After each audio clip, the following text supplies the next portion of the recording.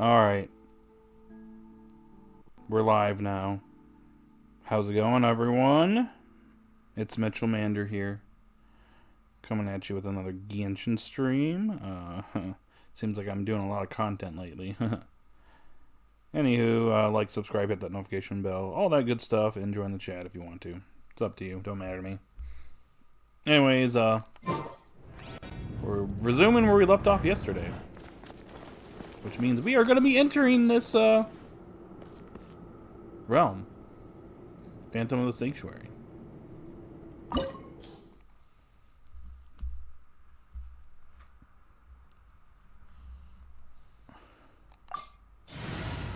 I need some pyro up in here. Let's get my Natlin team. Why not?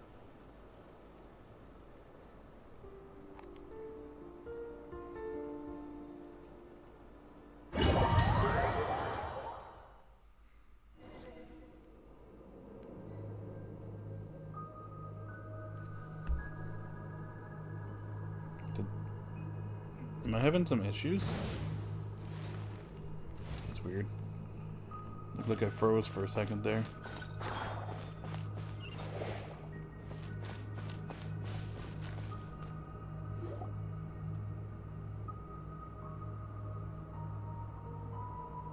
Are these people... Judging by their clothes, they appear to be phantom Hyperboreans from the distant past.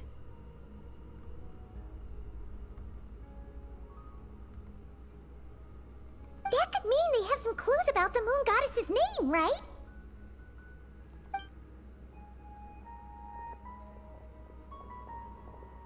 Hey there!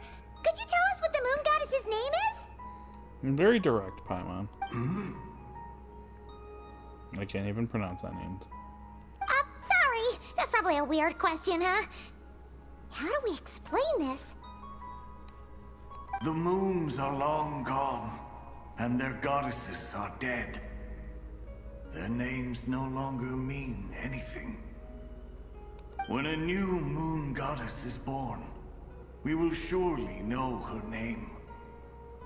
We have used every last resource at our disposal. All that remains is to wait, patiently and quietly.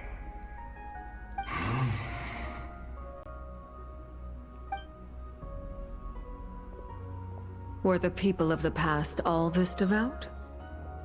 It looks like this phantom doesn't intend to converse with us any further. Surely the new moon goddess he speaks of must be Columbina. Alas, Kuthar's birth came long after the age in which he lived. Salvation did not come. But, maybe if we find a phantom from a more recent age, they might know Columbina's real name. True. Keep an eye out. We should be able to tell which era they're from by the clothes they wear. Nicole, nothing to say on the matter? Yeah, you've been pretty talkative this whole time. What changed? Oh, nothing. I'm fine.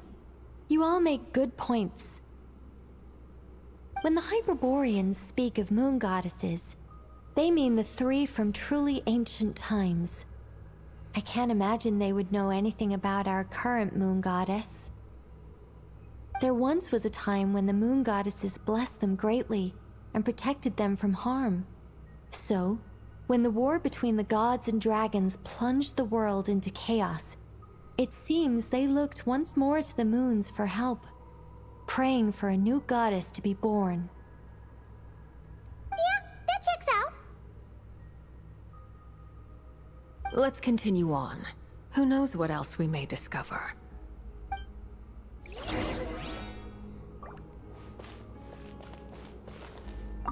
When the moons rise again, we shall receive their protection once more. Even in the darkest hour, there is always a way out. The moons have left for now, but they would not abandon us forever.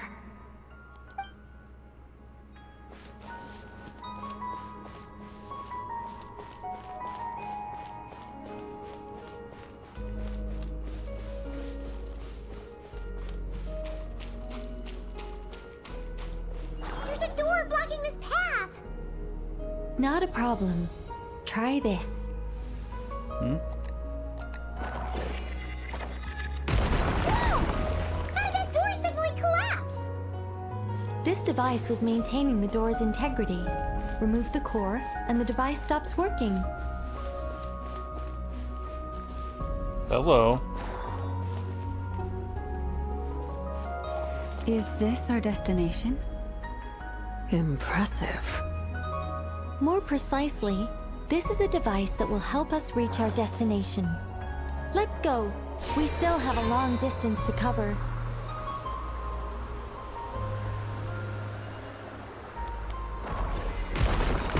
I see. Looks like Incognita a little bit.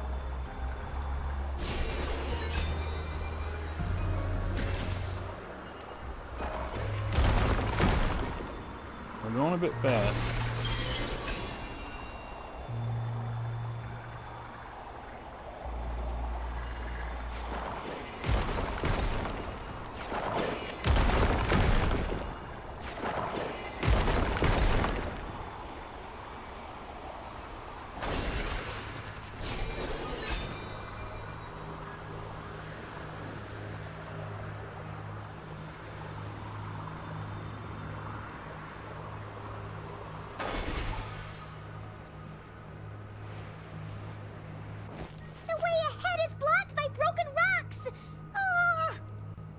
Let's try that device again. Remember the door from earlier?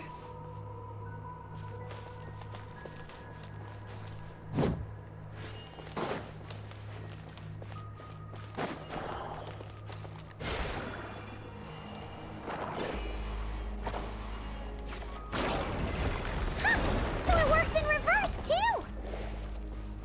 Guess so.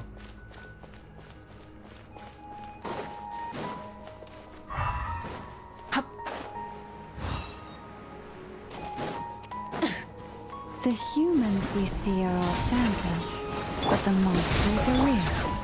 What a fascinating place. There'll be plenty of time to admire it later. Everybody stand back! Let the mountain's veins boil! Burn it down! Ah! Hold on. I guess we gotta go this way next.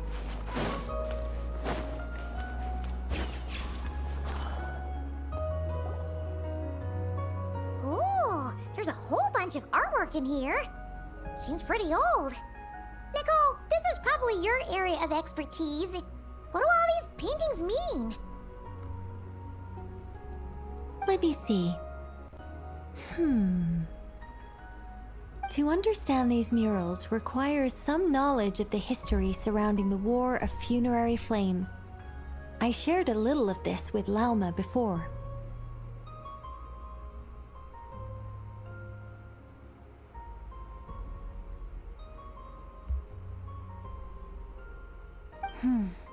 Yes, I think I follow. The dispute between the Moon Sisters, the transformation by Nibelung.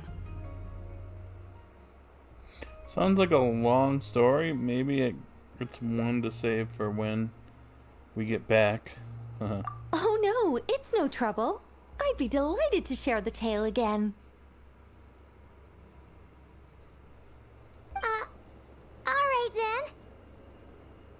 Tevat's 3 moons and their goddesses were brought into being by the will of Nibelung, the then ruler of Tevat. But when the heavenly principles came, they changed the world completely, down to its very foundations. The moon goddesses were nowhere near strong enough to challenge this entity, but the heavenly principles did not view them as heretical entities that had to be removed. Essentially, the 3 moons existed to keep this planet alive and operational, which did not directly conflict with the heavenly principles' aims. Nevertheless, the inherent precariousness of this arrangement would soon be revealed. Nibelung returned. Yes. He did. and thus began the War of Funerary Flame, Nibelung? a battle for dominance between Nibelung and the Heavenly Principles. Discord would soon emerge between the three Moon Sisters. One would voice the opinion that they should follow Nibelung, for it was he who first hung the moons in the sky. Another would argue that taking sides in the conflict would only bring the world closer to ruin. There was no telling where it would lead. Especially since their creator had returned, bearing the perilous power of the Abyss.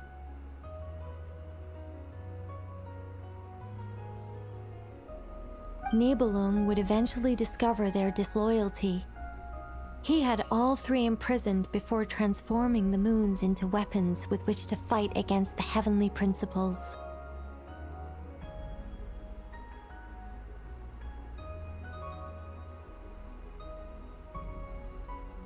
What?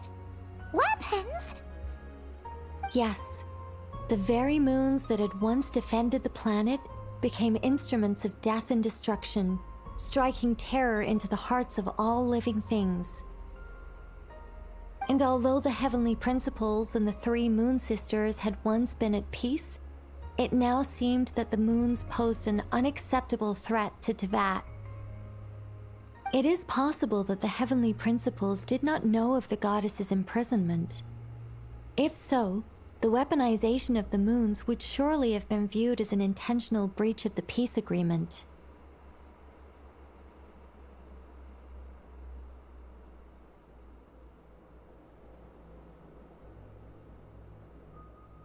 Regardless of who knew what, when, the Heavenly Principles shattered two moons and flung the other beyond the skies. Whether the goddesses managed to escape Nibelung's captivity after his fall, nobody knows. But this much is certain. From that day on, the moons no longer belonged to Teyvat. The rejections slowly drained their power until eventually they passed away. So that's the full story. You say the moons ceased belonging to Teyvat from then on. Why then would Columbina be born here? That's a good question.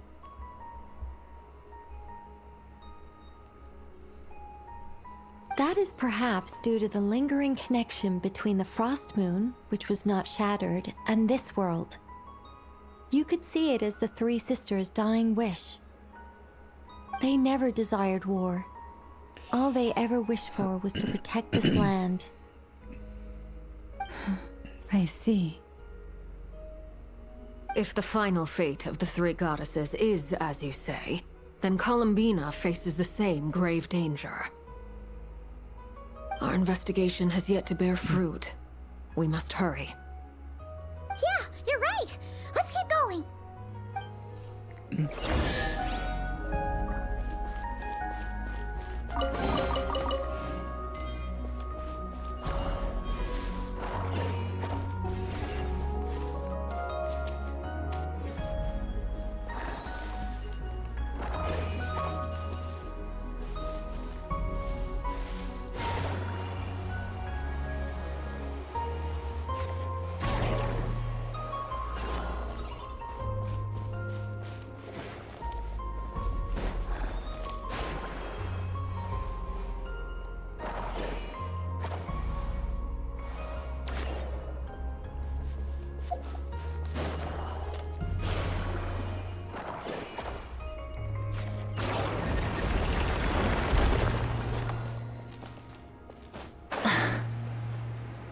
Nope, blocked off.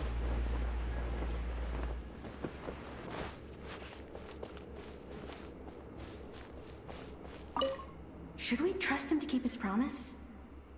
We have to. There's nothing else we can do. Why? Why do the creators of this world no longer show mercy upon their people? Remember his words. We must change our fate with our own hands. Wait, that's odd. Who is he? Is something wrong? No, not really. It's just that over 30 possibilities emerged in my head, so I can't be sure who he is. It's been too long.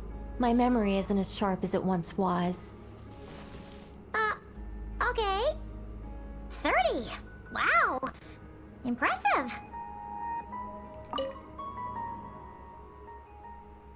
The shelves are stacked with books. Unfortunately, none are related to the birth of the new moon goddess. There's no mention of Golumbina.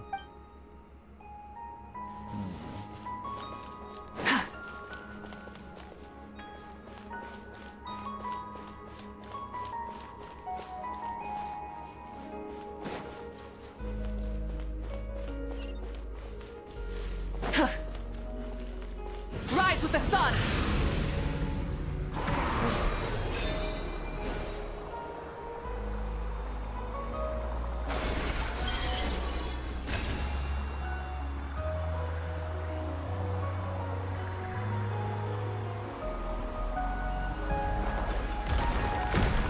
Here we go again with this.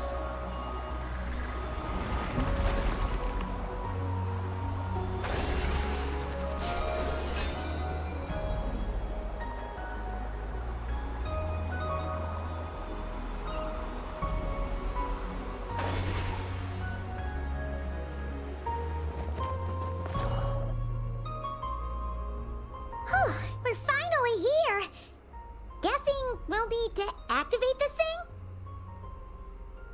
Indeed. I was a little worried about that at first, but as we got closer, I sensed that the Kuvaki within it flows unimpeded. It should be functioning normally. The only issue is how to activate it. It's looking a little worse for wear.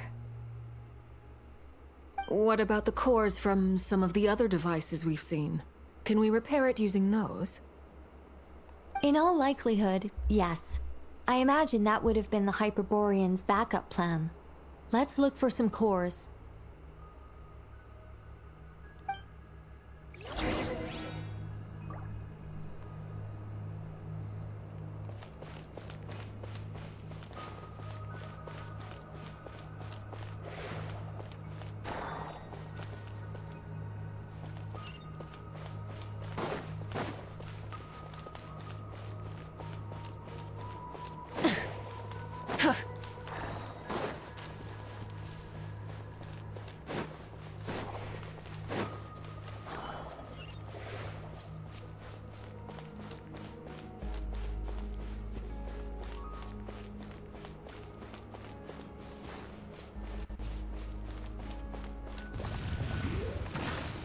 Hello. Light it up!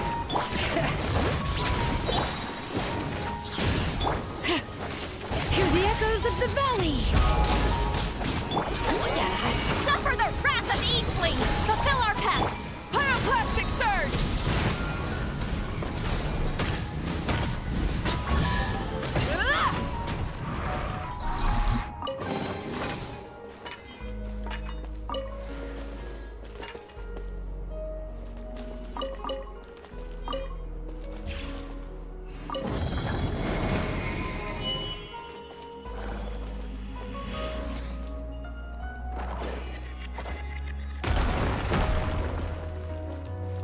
Pretty much just Economia, though.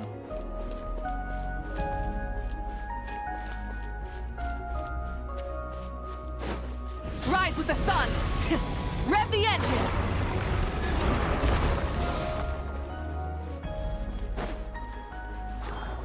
I know that a core! But how do we get across? Walk up, then jump down. Yeah. Paimon. Get it right next time.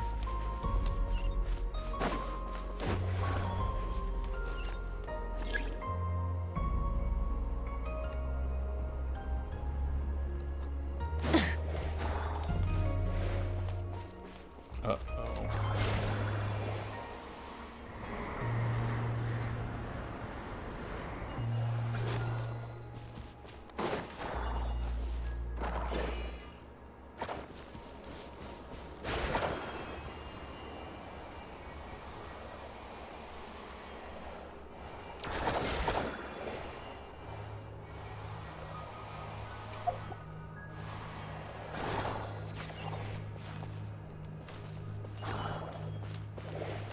I doing this wrong? There we go. Took a minute.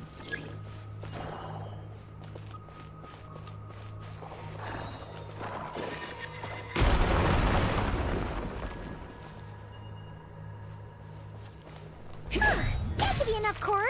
Let's head back.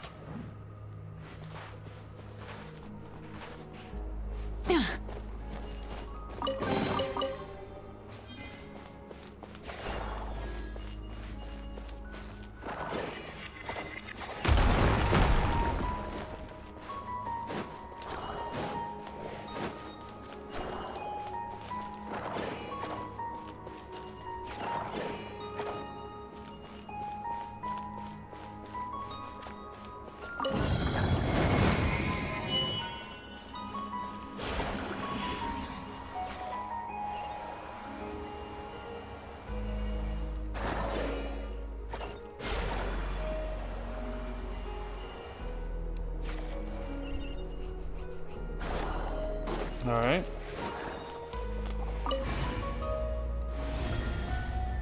The device is up and running. It's hard to believe that the ancients were capable of constructing such things. Paimon's our destination! It's right up ahead! Yes, let's go.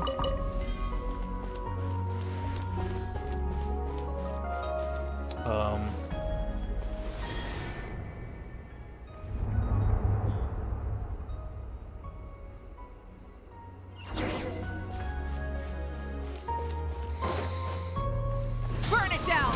Try and stop me! Bring it!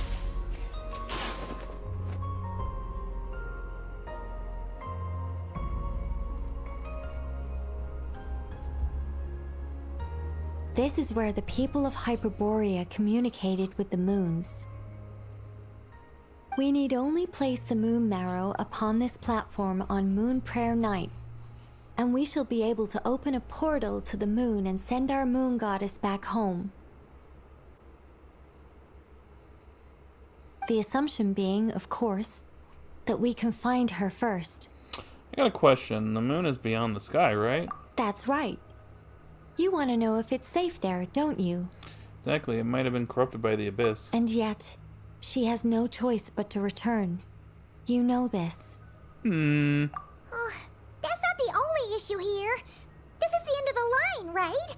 We've explored everything we can. And despite looking at historical artwork and talking to people from Hyperborean times, we're still no closer to learning Columbina's name. Yep. If it's not too much trouble, could you tell me exactly what Alice said to you about finding her name? Oh, sure. What she said was... Then your first job is to find it. As a moon goddess, I'm sure she must have a name she identifies with. Neither Columbina nor Kutar is her true name, and she's never really accepted either of them. Is it not also possible that she has never had a true name? Not at any point in history? That would be a hard pill to swallow. But at this point, we may have to accept that that is the truth. No one knows how she came into being, and she certainly doesn't have parents in any sense that we're aware of. Perhaps she was never granted a name at all. But does that mean there's no way to get Columbina back? She's just gonna disappear and there's nothing we can do about it? Huh? Wait, why all this pessimism? Was it the way I phrased this question? You all seem to be taking this in completely the wrong way. What do you mean by that? Well, just because she's never had a real name in the past doesn't mean she can't have one now. What? Think about what Alice said again. She never once said that you'd have to find a new name, did she? Are you saying what I think you're saying? You want us to grant her a name? Yes. Names are anchors that connect us to the world. If she doesn't have one already, then all we have to do is create one, no? It's like... yes. Traveler, when you first arrived in Teyvat, do you think you would have turned around if someone behind you shouted, "Hey, Hermione"? No, I wouldn't. But what about now? I understand what you mean. Life is a long journey. Even the friends and family by our side can change over time. When people call you by different names, what matters isn't so much the words themselves, but what they symbolize. And of course, whether that resonates with you. Lumine. Lumine.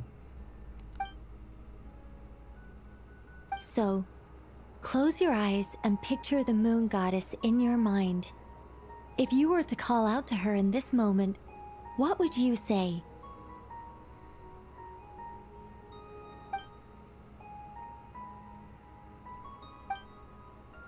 Columbina. Columbina. Paimon would call her Columbina too. Well, she has long forsaken everything that Kuthar represents. I think from now on I should call her Columbina too.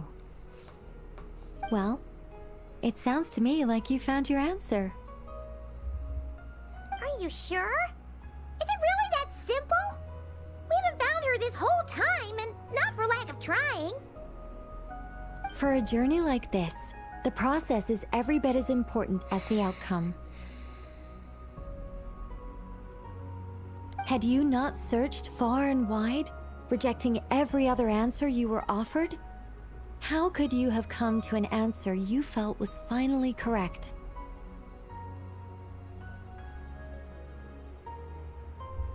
Oh, it all makes sense now. This has Alice's fingerprints all over it. Are you suggesting that Mage knew from the start that Columbina never had a real name to begin with?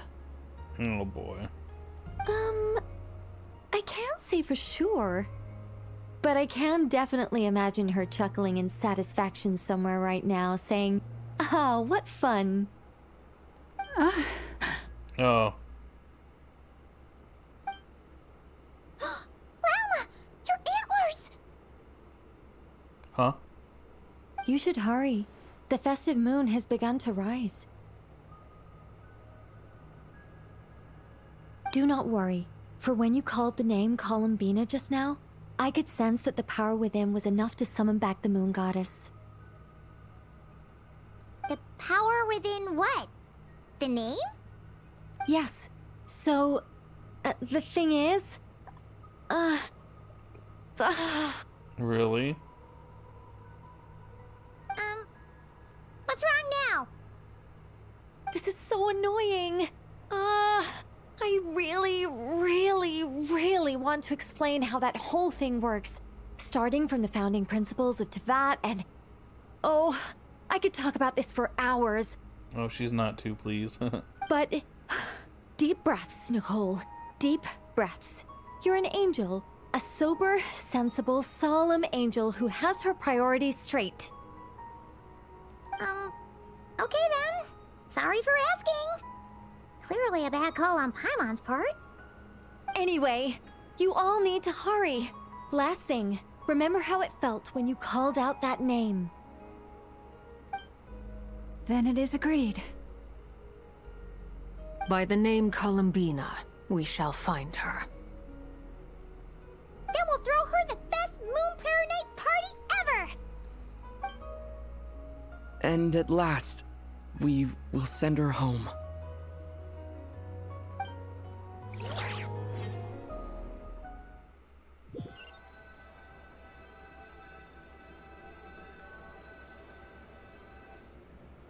I can barely move anymore.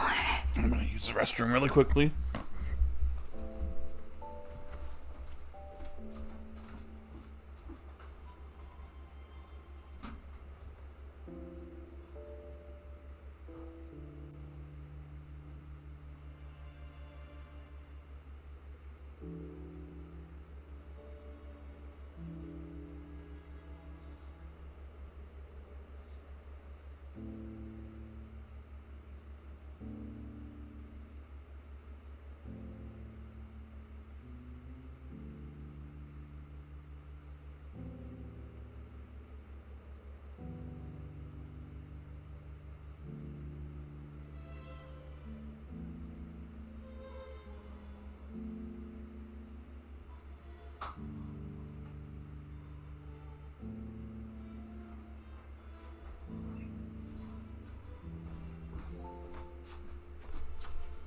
Alright.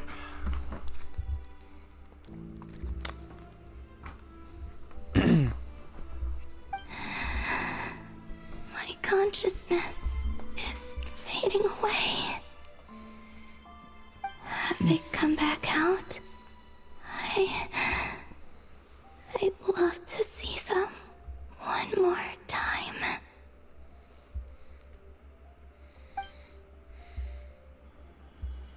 Here we go.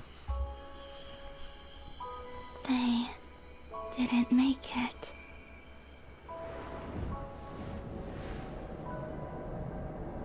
Could you tell me your name? My name is... Columbina!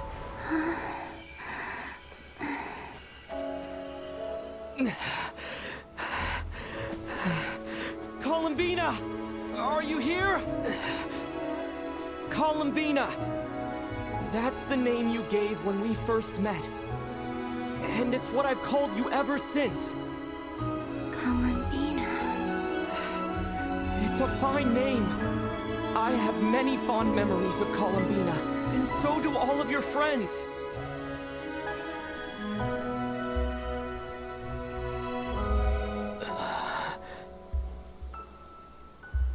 If you like this name...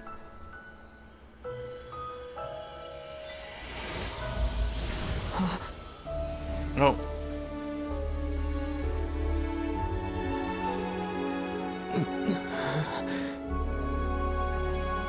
Looking for me? Hmm.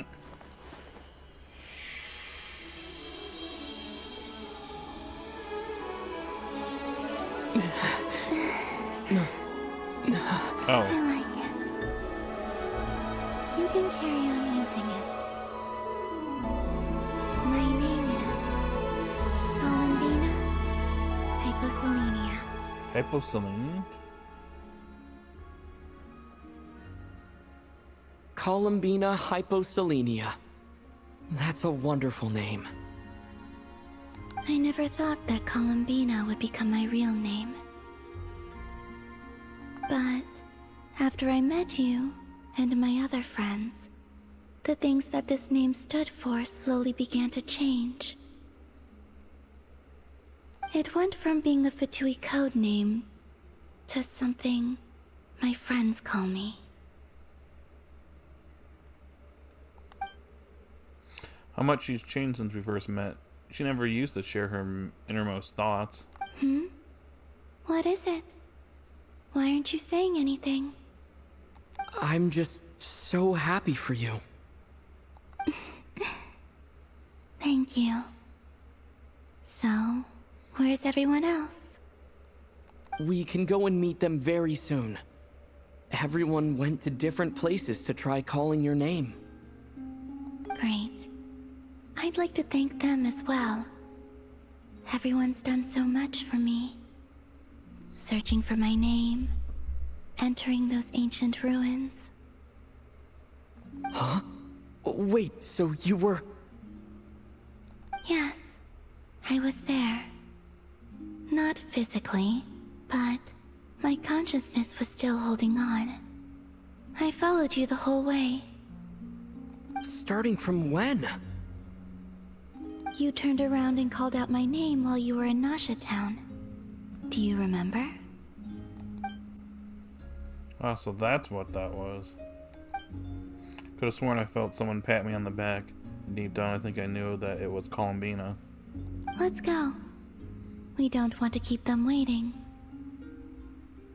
Sure. In that case, come with me. But... Before that, could you call my name one more time?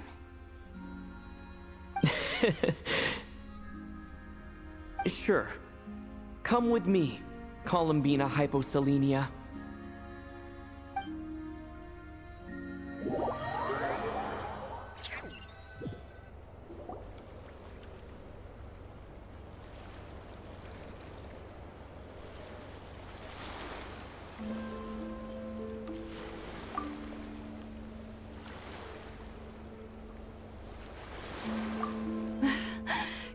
Columbina. Oh, this truly is wonderful. Llama, I can't breathe. No. Ha ha! Just in time for Moon Prayer Night. It's good to have you back, Miss Columbina. Yeah, we were worried sick. Thank you, my friends. With your help, I now have a name that belongs to me. Columbina hyposelenia. Where's the second half from? You added it yourself? That's right. It means... Born beneath the moon. Nice. Yes. And by extension, it can also mean born beneath this world. A fine name. Now, as much as it pains me to interrupt this beautiful reunion, I feel obliged to remind you that the Moon Prayer Night celebrations in Nasha Town have already begun. Don't you want to enjoy the festivities? There's so much to see and do. And some of the ambient lighting and entertainments were sponsored by the kind souls in the Hexen Circle. Nicole? Why have you turned into Dodoko? So you're Miss Nicole. Thank you for helping us. And for helping me find my name. It's nice to finally hear your voice. You're quite welcome. Guiding lost people to hidden treasure is what we Seelie do. And if you ask me, spiritual treasures are far more precious than material ones. Chests are all well and good, but this was what it's all about. Ah, so satisfying.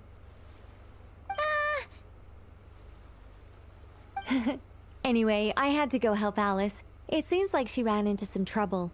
That's why I couldn't be here in person. She ran into some trouble. But don't worry. We're with you in spirit. We'll be celebrating right along with you. Keep an eye out for the Hexen Circle's festive stalls in Nasha Town. I think you'll like what we came up with. Alice said she even managed to rope B in this time. Oh. The Frost Moon Scions have also prepared various attractions.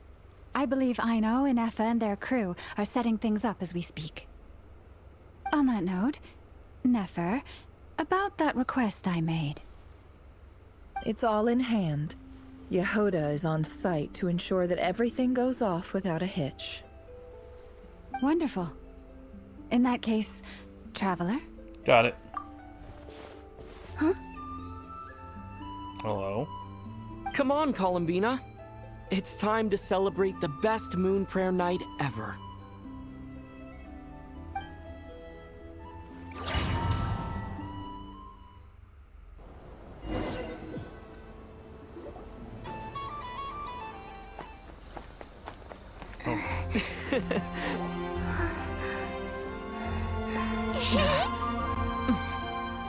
Hey, young lady.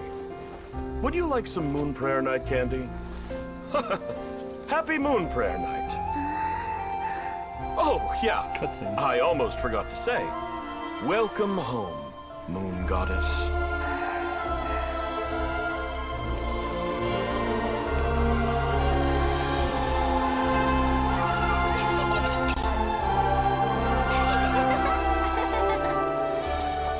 Welcome home, Moon Goddess. This is cool. Welcome home, Moon Goddess. Welcome home, Moon Goddess. Turning Nasha Town into her home is a festive gift. A rather brilliant idea. Perhaps this is what Notcry, Columbina's home, should have been like all along.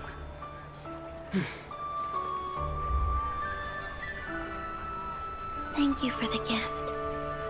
I like it a lot. This is nice. I like this. This feels like the surprise of my life. Do you like it? I do. I never imagined I'd ever get to enjoy Moon Prayer Night with everyone so freely. If you're happy, we're happy. quite a strategy you came up with. Hide the tree in the forest. It's not your usual style, Lauma. Is there something about Moon Prayer Night that enhances what's in your head as well as the antlers on top? Apparently so. It even inspired a perennial penny pincher to use their resources for a greater cause. It truly is a magical festival. Oh. What's going on here?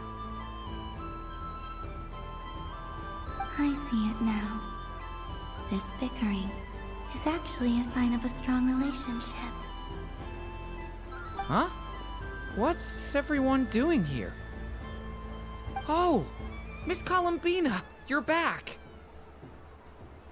Yes, I'm fine now. Thanks for your concern. How's your progress with Alice's assignment? Very well indeed. I've never heard her sound so excited. Isn't she always quite excitable? Not like this. This time her excitement seems more serious. Seems like she's had a major breakthrough. And what? She said she'll contact us once she knows more. In the meantime, we're free to relax and have some fun. Enjoy the time off while it lasts. I have a feeling that our next task won't be so simple. Foreshadowing.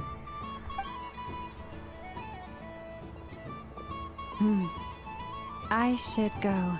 I still have a few things to attend to at the Frost Moon Scion's stall. And I think I'll take a look around. With any luck, this once-in-a-year festival will come with once-in-a-year opportunities. Hold up a second. Where's Varka? I believe he made a beeline for the flagship the moment he entered Nasha Town. Of course he did. Ah, that's Mondstadters for you. They know what they want when festivals roll around. Goodbye for now, Columbina. I hope you have a wonderful night. I will.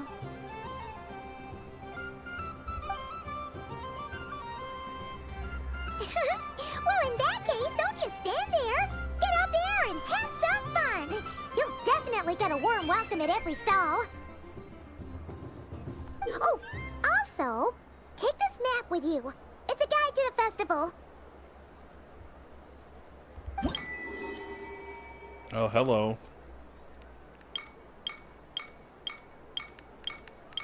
I guess we'll go from left to right.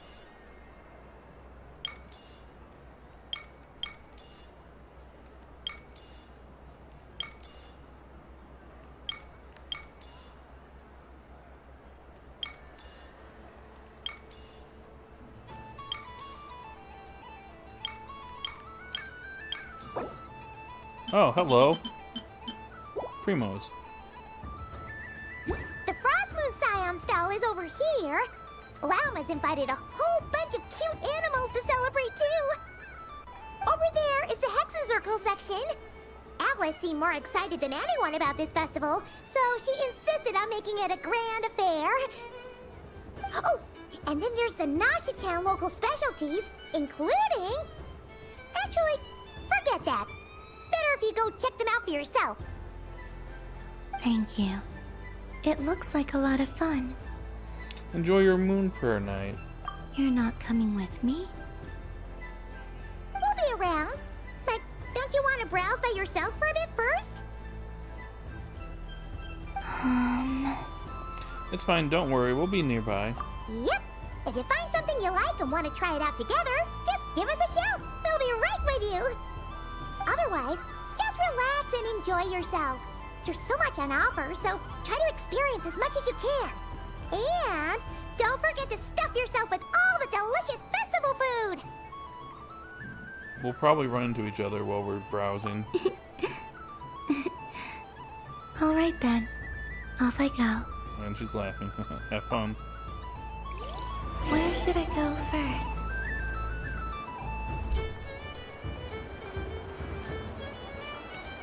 So this is the Frost Moon Scions area. It feels very familiar. But everyone looks much happier than usual.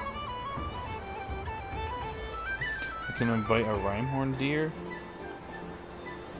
Traveler or Llama?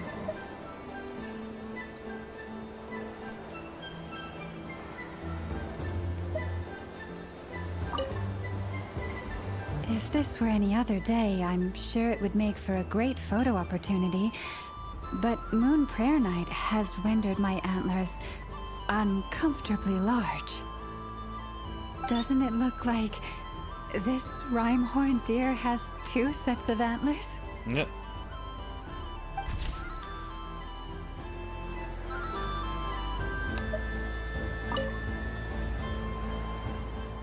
Oh, this is funny. Get an actual deer.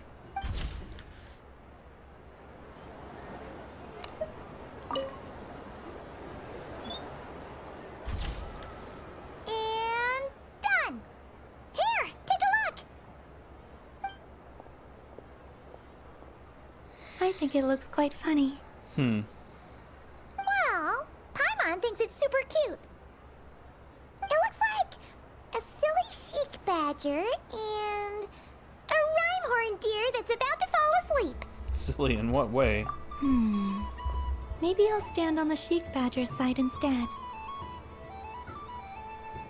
It looks like we've attracted the attention of quite a few animals. Let's make room for them.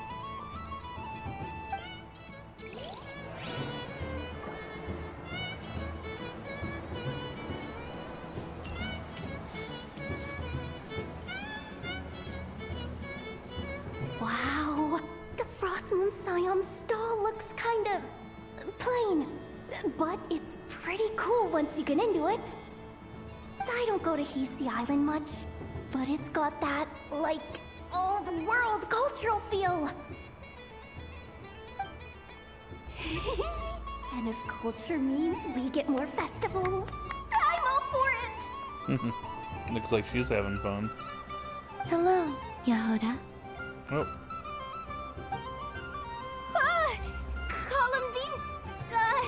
Hello, Moon Goddess! That was too close!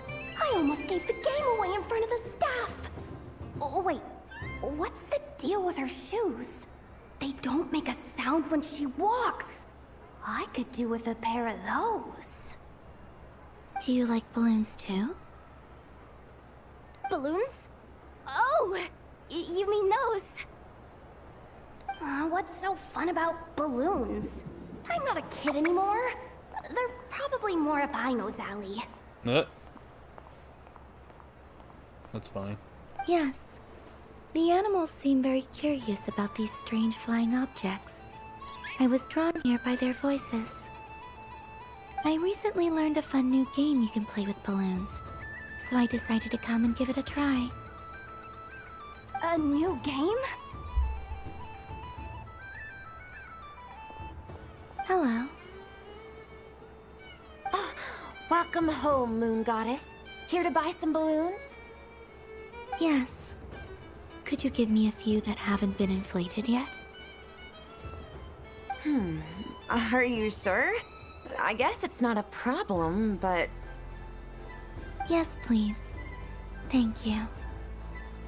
Uninflated balloons? But those are just little rubber pouches. What does she want with those? Would you like to play the balloon game, Yehuda? Huh? Sure. I guess. How do you play it? Wait here a moment.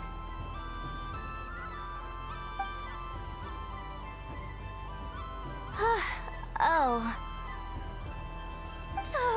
This is so weird.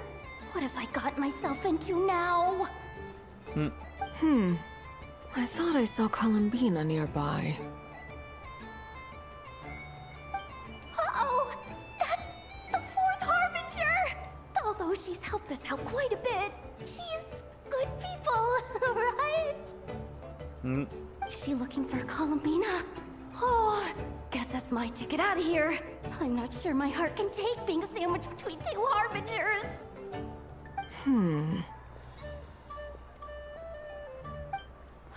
Which stall is she checking out?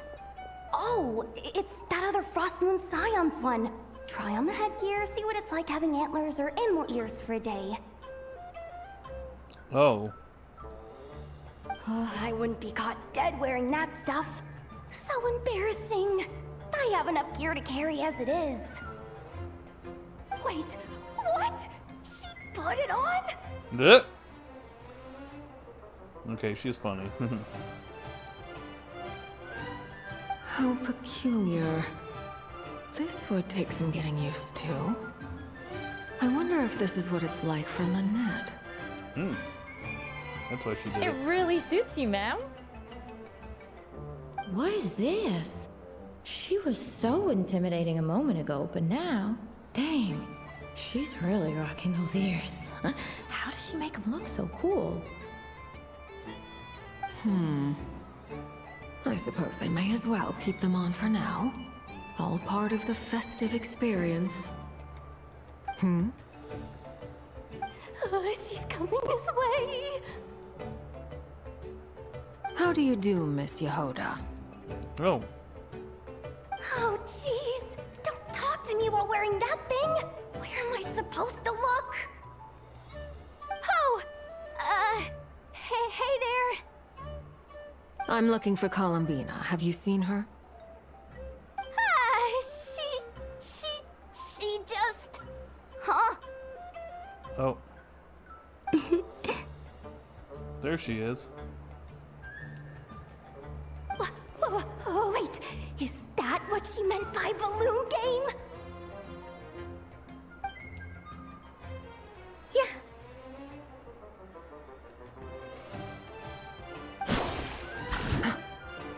Huh? Blech. No fair! How come I get caught in the crossfire? An ambush from the rear? Is this a declaration of war, Columbina? Would you like to play too, Arlecchino? Yeah. Seriously? Are they gonna start some beef right here, right now? Gladly. That said, I believe there is another who would like to join. Yeah.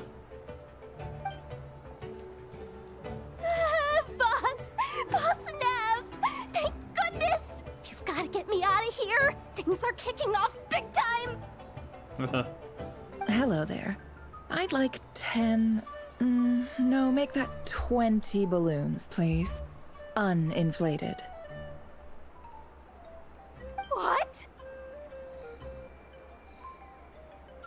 Miss Moon Goddess, I hope you're prepared to pay the price for assaulting my employee. Welcome to the game, Nefer. Just to be clear, let's keep this a fair fight, okay? No strange powers, please and thank you. Naturally. Don't just stand there, Yehoda. Aren't you going to team up with me? Oh. Huh? Do I have to? Of course. Don't forget, the Curatorium has a reputation to uphold. I knew something like this was gonna happen. That's funny.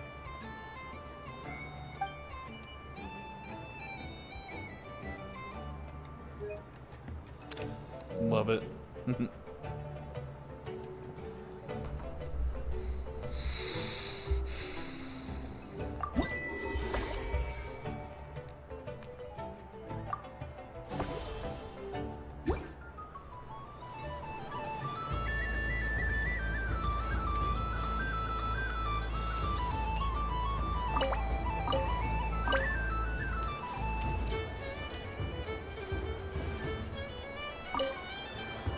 I've seen Linny and the other children play this game before. It would seem that it's not a bad way to relax, once in a while.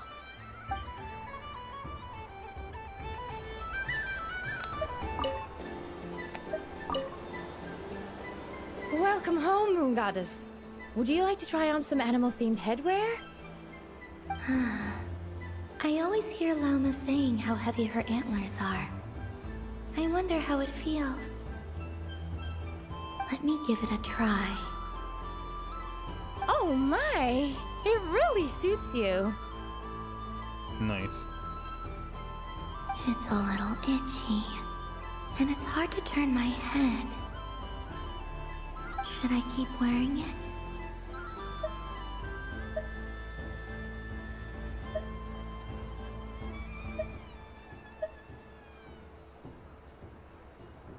How does this look? How does this look? How does this look? Yeah. How does this look?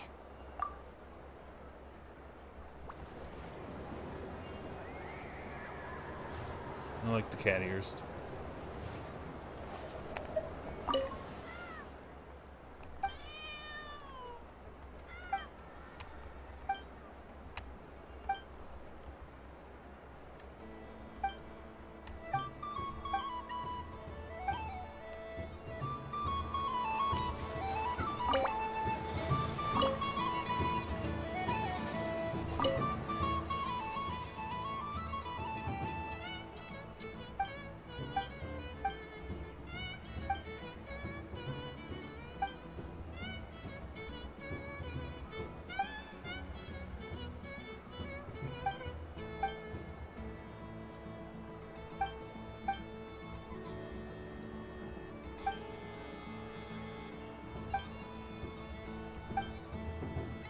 Interesting. That was fun. It's a shame Ashru doesn't like playing with water, or I'd have roped him in as well.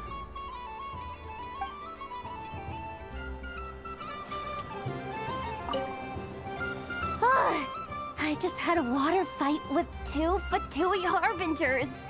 Pretty scary, but also surprisingly fun. What's this? Should I give it a try?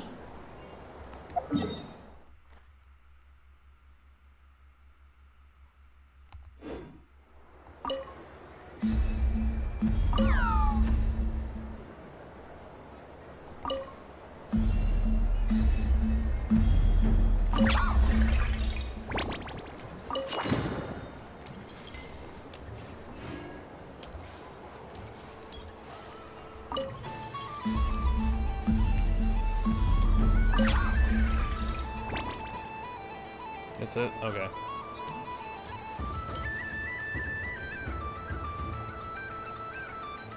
I wish for a never-ending supply of Laka berries. What a humble wish. Probably written by a child.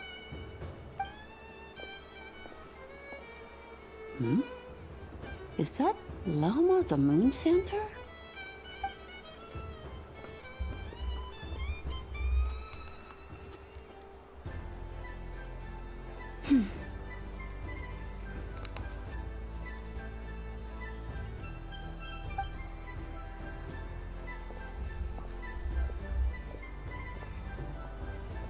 I wish that the long plume ibises would stop biting me. Oh dear, poor Lauma.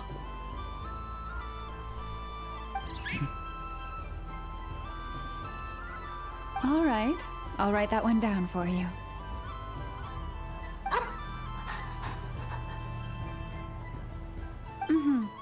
I got it. While everyone else is celebrating Moon Prayer Night, you're as busy as ever. I don't mind. It's rewarding work. A good kind of busy. My antlers are at their heaviest tonight, and the Kuvaki waves are especially strong. But as I help these dear friends hang their wishes up, I feel a great peace within myself that is hard to describe. You see, they are all such beautiful wishes. And they are ones that we can fulfill by our own strength. Do you blame me, Lama? I want to hear your honest answer. It is by the help of so many people that I can return to the moon. But I feel as though I've hardly done anything in return. You've done plenty, Columbina. I say this in earnest, both as someone who knows your history and also as a friend who has seen what you've been through. What about as a moon chanter? I feel proud to honor our moon goddess's wish. And I'm sure any moon chanter in history would have felt the same way. Thank you for your kind words, Lama. But... Oh?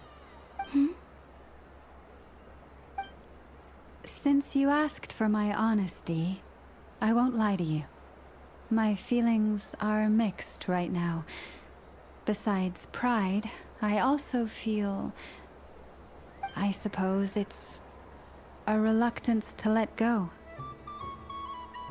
Once you return to the moon, we will be far apart and separated by a false sky.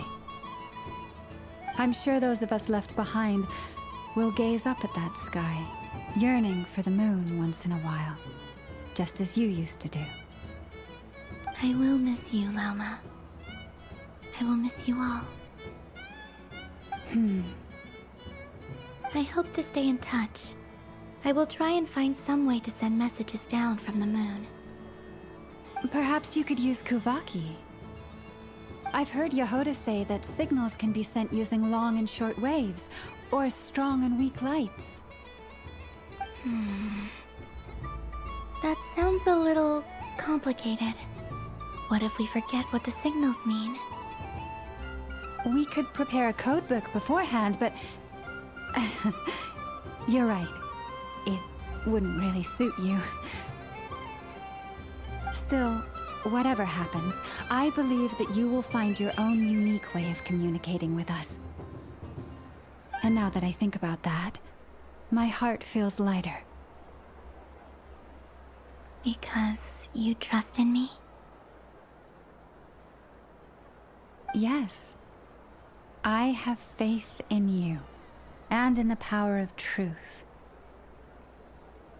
In my experience, the truth tends to be difficult, but that's what makes it stand out from what is false. So I'm confident that your thoughts and your love will shine through the curtain of lies. We will know it when we see it. Thank you. Now, could you help me hang up my wish? Is this? I wish that all who dwell in this moonlit world can find a place to belong. And I wish that I shall one day see my friends again. It's 2 wishes. I hope that's not too greedy of me. Not at all. And I think you speak for us all with the second one.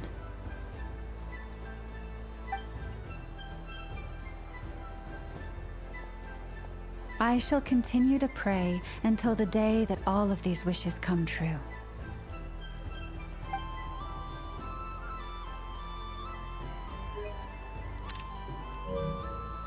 Nice.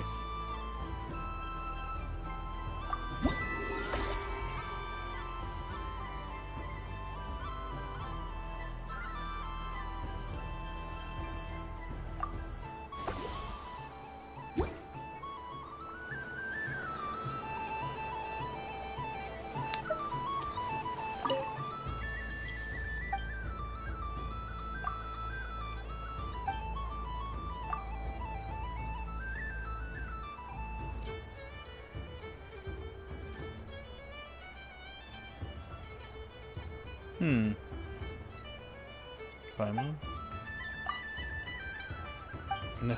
Nefer? Or Yehoda? Hello?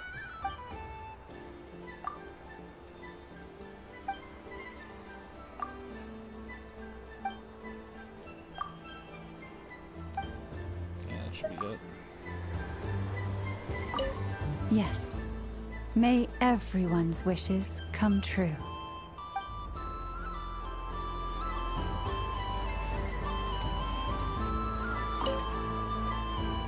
Miss Laliki! Akin's been following you all this time.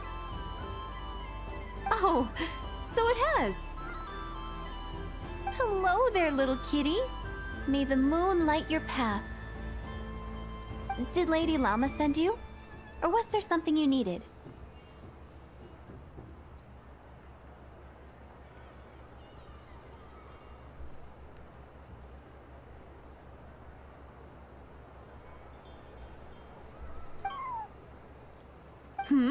You'd like some moon prayer candies?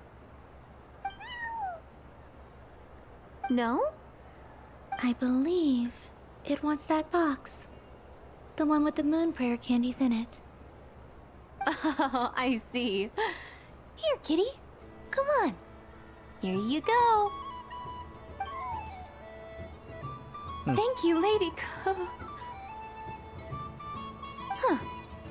Mr. Cantor, did you see that young lady dressed as the moon goddess? When did she leave? Sorry, no, I was looking at... I was watching the... cat. I see. The resemblance was uncanny. She seemed like the true Lady Kutar, the one who guides souls.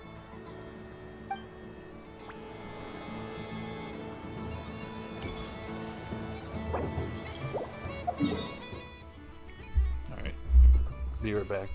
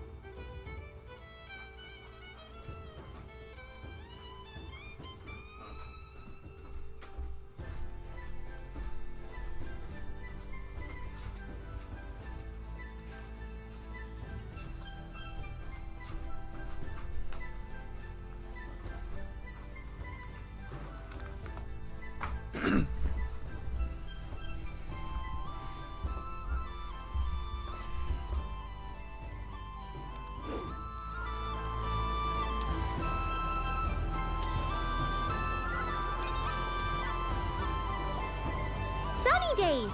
I prefer sunny days. Ah, well, you are as warm as the sun itself, Moon Goddess. Oh, hi, Flans. Very well. I believe your spirit animal has to be... this most adorable chic badger. Wow! Thank you, Mr. Talking Magic Lamp. Have a very happy festival, Moon Goddess.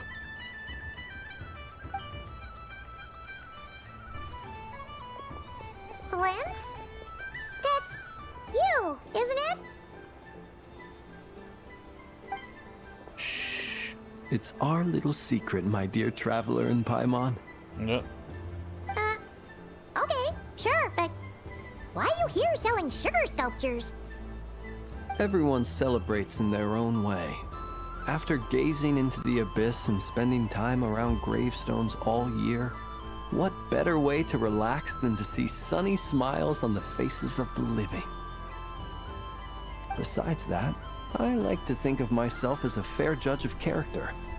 I dare say matching personalities to confection suits me rather well. That's not what Paimon was talking about. Aren't you afraid that your true identity might be exposed? Should I be? There is all manner of magic in the air this moon prayer night, thanks to the work of the great mages. I see Miss Columbina is hiding in plain sight. Why should I not do the same? Why miss this rare opportunity to enjoy a special evening in my true form? Fair enough. You got a point there. People who don't know you will probably think you're just a talking lantern. Well, now that we see eye to eye, what brings you here? Not a search for your spirit animal, I presume? Ah, well, actually... Here, see for yourself. Oh, what's this? Oh, this is... How wonderful. A beautiful idea. Yeah, we just met Barca, and he said that having everyone draw their own section was kind of boring. So, he did your bit for you. Ah, Varka. Ever the maverick. I see his artistic skills are truly one of a kind. In that case, I shall paint something on Mr. Albedo's behalf in a short while. What? Why not now? Ahem. Welcome home, Moon Goddess. Phew, that was close. Hello, Flins. No. She recognized you right away! What keen eyes you have, Miss Columbina. Especially considering they are shut. I did not see you. Rather, I sensed you. I can sense the fluctuations in Kuvaki all around me. One would expect no less of the Moon Goddess. Might I interest you in some candy? Yes, please. Excellent. I shall make some for you right away. Hmm? Something the matter, Miss Columbina? What about my spirit animal? All the other children carrying sugar sculptures are talking about it. Wait, is she taking the test seriously? Ah, my apologies. How could I neglect that? You are quite right, Miss Columbina. Every one of us has a magical creature living in their heart. Would you permit me to help you find yours? Yes, please. Do you prefer the day or the night? Night. Which of the 4 seasons is your favorite? Winter. Think of a perfect day. What is the weather like? Sunny, rainy, or perhaps cloudy? Rainy in the morning, sunny at night. What kind of answer is that? Forests, lakes, and open seas. Which do you prefer of these? I like them all. Imagine you opened your very own shop. What would you sell there? Moonlight, I think. Moonlight, huh? Wow! Paimon would totally shop there. How much would it sell for? It wouldn't cost anything. You'd just need to visit. Nice. Aha! I believe I know what your spirit animal is. Here. For you. Oh, it's a Kohenki! Indeed. A free-spirited being with a deep love for all things here in Nodcry, who selflessly lends her aid to as many people as she can reach. It is the perfect fit for you, Miss Columbina. Thank you. Lens, no, I want to give this a try. It would be my honor. But you shall have to forgive me. We have known each other for quite some time. I doubt there is any answer I could give that would come as a surprise to you. So instead, would you accept this sugar sculpture as a token of our friendship? It's a lantern. Nice. Hey, why don't you two go enjoy your candy over there? Paimon wants to try out this spirit animal thing too. Right, Flint's? Come on, play ball. I get this drawing done. But I want to hear Paimon's answers. But it'll probably take ages. Paimon's a complex soul. And we don't want your candy to melt while you wait, huh? Oh. Okay then.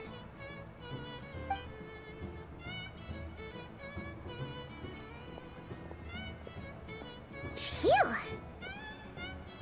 Nice excuse, Lady Paimon. That was some quick thinking. Oh. Yeah, no thanks to you. A little help next time.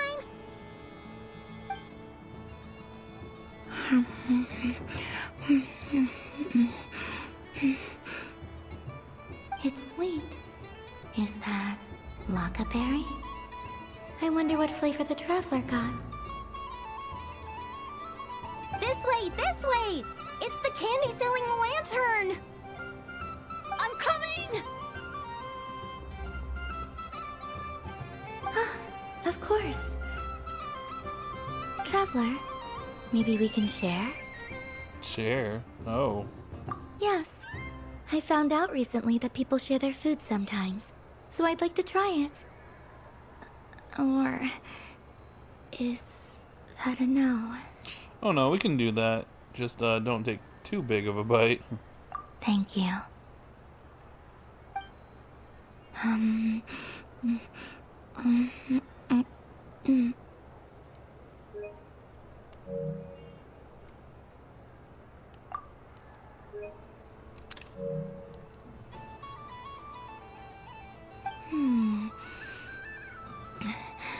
Yours is a little more sour than mine.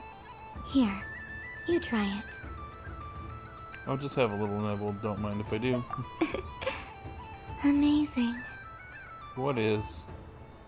My sugar sculpture has shrunk, yet my heart is filled with feelings of sweetness. I will remember this feeling.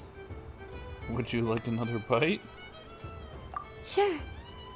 Doesn't look like she's bitten at all.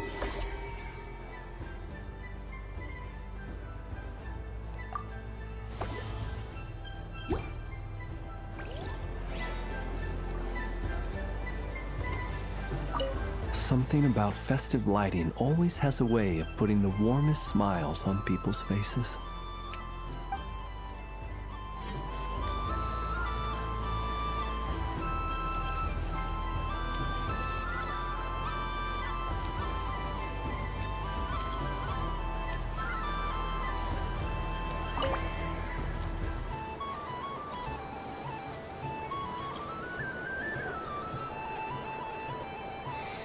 Dodoko's Whirligig! Come check out Dodoko's Whirligig! Swings. We tilt the world. Ah, welcome home, Moon Goddess. Might I ask what this is? Ah, it's a very special amusement sponsored by the Great Mage herself. Ride on a soft and furry Dodoko and embark on an unforgettable adventure. I say that, but I'm just following a script here. Who is this mage, anyway? And what the heck is a Dodoko?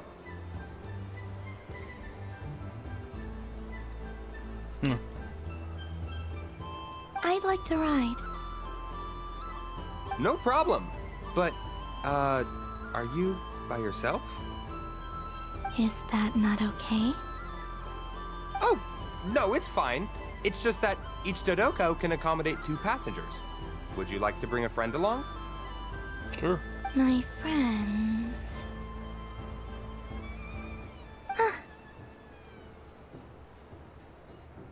That should do it.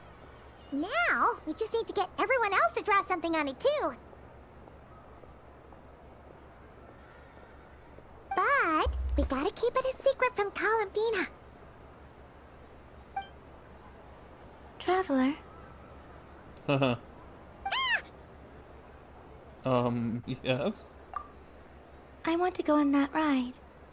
Will you join me? Sure. Spain Dodoko. I see, it's a ride for two. Sure. Let's go then. One moment.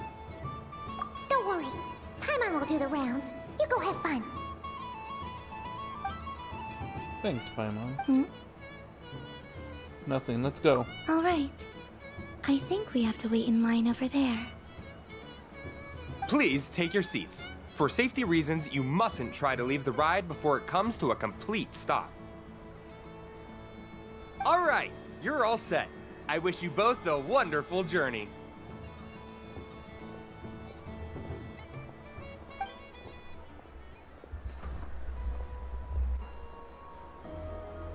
I was relying on Alice for weird and wonderful gadgets.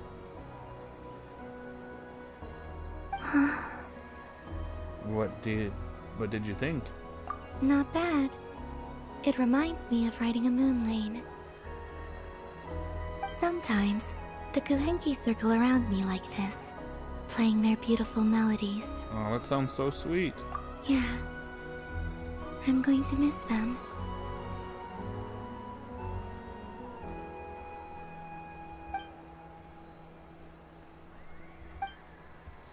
Wonder what Columbina will find on the moon. Perhaps even she doesn't know. Does it scare you at all? It does.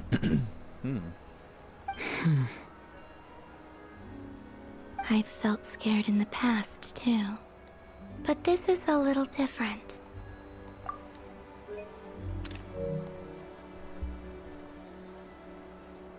You know something?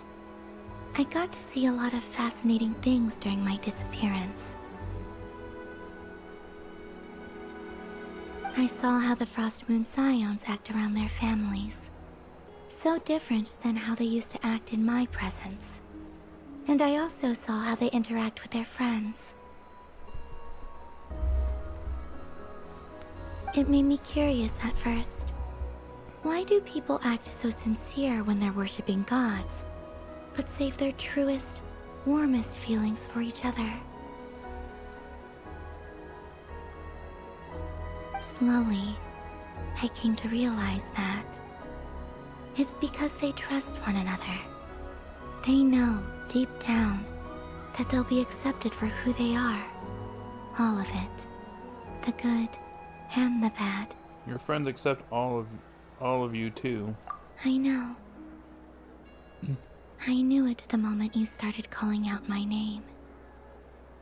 What I fear now is the end. I fear losing all this the very night I have gained it. You won't lose us. Hmm? Even after you return to the moon, your friends will still be here. Thank you for this conversation. Thank you for listening to me. Don't worry. This fear I have, and the unknown that awaits me, they cannot hurt me. Not when I possess a treasure far greater. I just want you to remember this version of me, the real me, on this final night together. Dear passengers, Dodoko's awesome adventure has come to a close. Please leave in an orderly fashion, and we look forward to seeing you again in the future. Don't want the journey to end, huh? Huh. Don't worry, you two. There's always another adventure waiting just around the corner.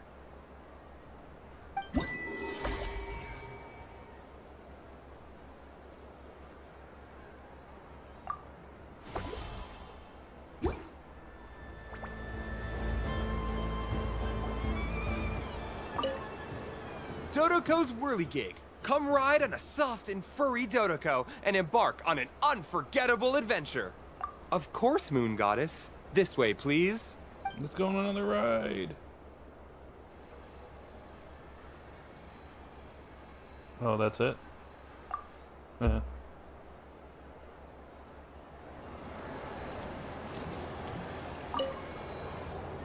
Fun ride, huh? You and Columbina looked pretty sad to leave. This isn't gonna make Paimon dizzy, is it?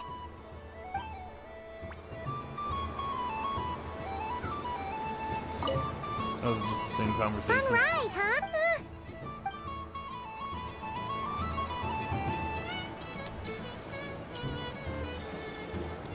This must be the mage's stall. It feels like I've entered a fairy tale. Ah, how lovely.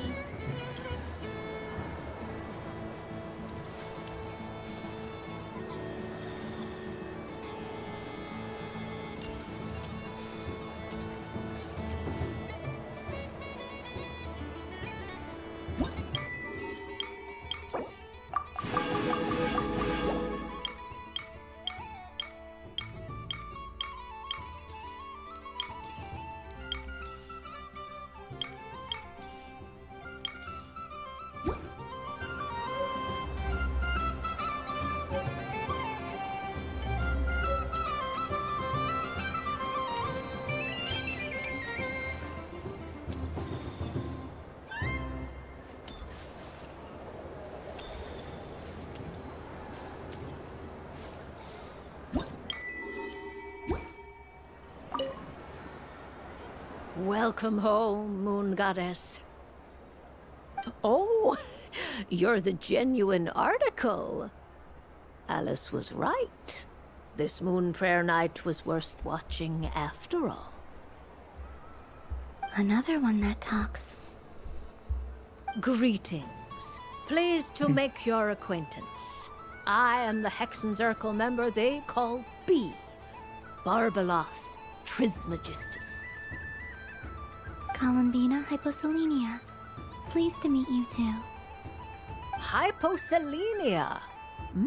A fine name indeed. Now then, Miss Columbina, do you wish to hear a mage's divination? Divination? The Frost Moon Scions used to ask me what would happen in the future. Is this like that? From the perspective of the one seeking answers, perhaps.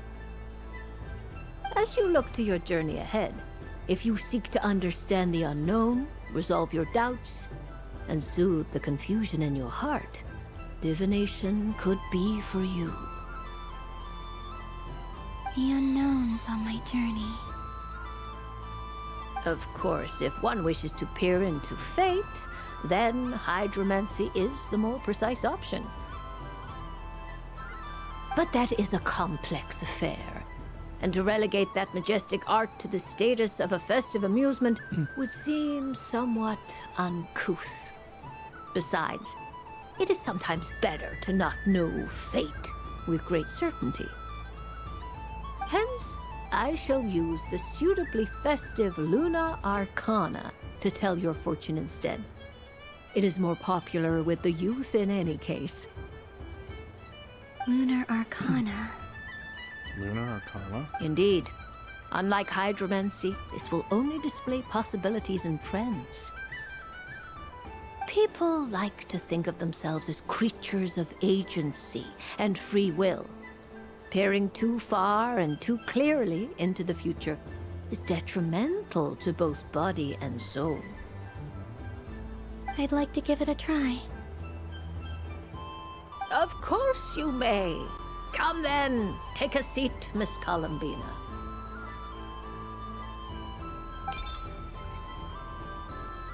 Before we begin, are there any specific questions you would like to ask? Let's stick to general possibilities and trends, like you suggested. Ah, very well. Then I shall use the basic Lunar Arcana deck. Now, try to relax. Cast your mind upon the things you have experienced and the things you are soon to experience. I will shuffle the deck.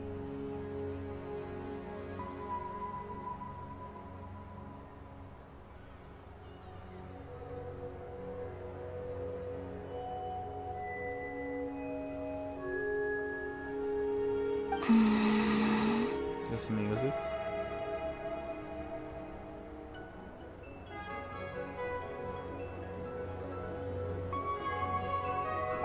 Would you like to cut the cards yourself? You do it. No problem. Now then, to make things easier for the Seeker, that is to say, you, I shall decipher the cards from your perspective.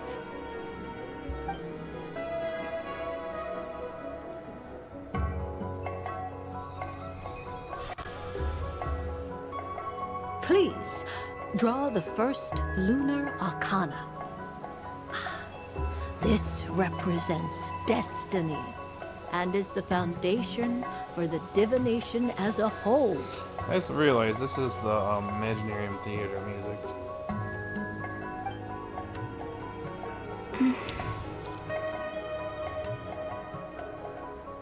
Now, draw your second card. This will stand for the past, the sum of all your experiences that have come before.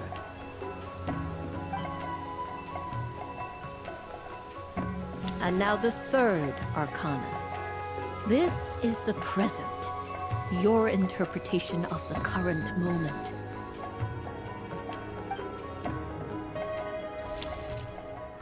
Finally, the last card. This shall speak of the future, which... Oh.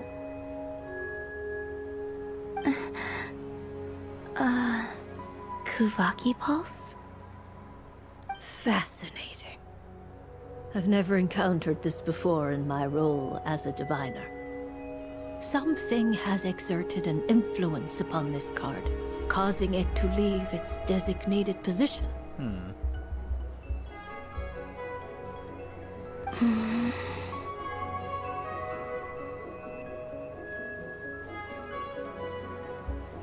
What do you make of this, Miss Columbina? Perhaps this is the guiding hand of fate in action. Of course, if you wish, you can choose to deny the validity of this card and draw the future for yourself.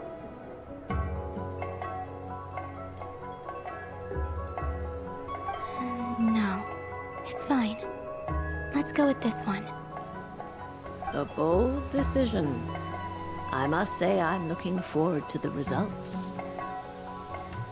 Well then, let us flip the lunar arcana in sequence and see what emerges. Sure.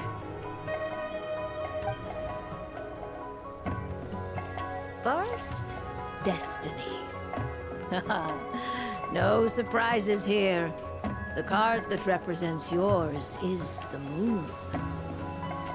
The moon. The moon. Indeed. The moon can represent the truth at some times, but deception at others. False peace, destructive calamity, and the world-changing power that lies within.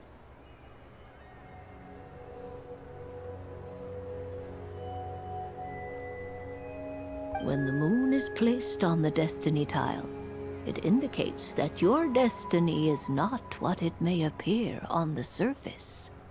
Instead, it may yet have a hidden side.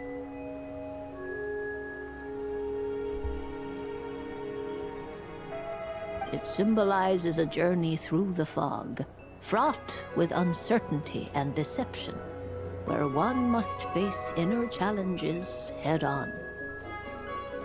I don't understand.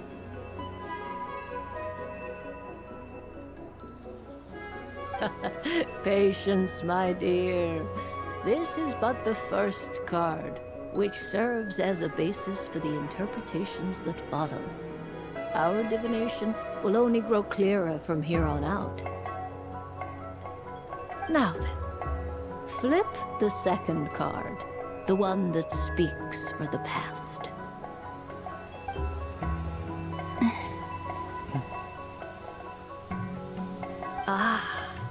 The Hermit, but inverted. Inverted? Yes. The Hermit symbolizes solitude, introspection, and the pursuit of truth. When inverted, it represents isolation, truth out of reach, and a path that leads one astray. Combined with the moon as one's destiny, the hermit inverted represents a choice you made to stand alone in the past. It was a choice made not out of fear or arrogance, but for reasons that others could not perceive. You fumbled through the darkness without a guide, but you did not find your way. Rather, you went astray. More than once, it would seem. Is this about how I became Kutar despite not wishing to become a god? And how I joined the Fatui because I yearned for a place to belong?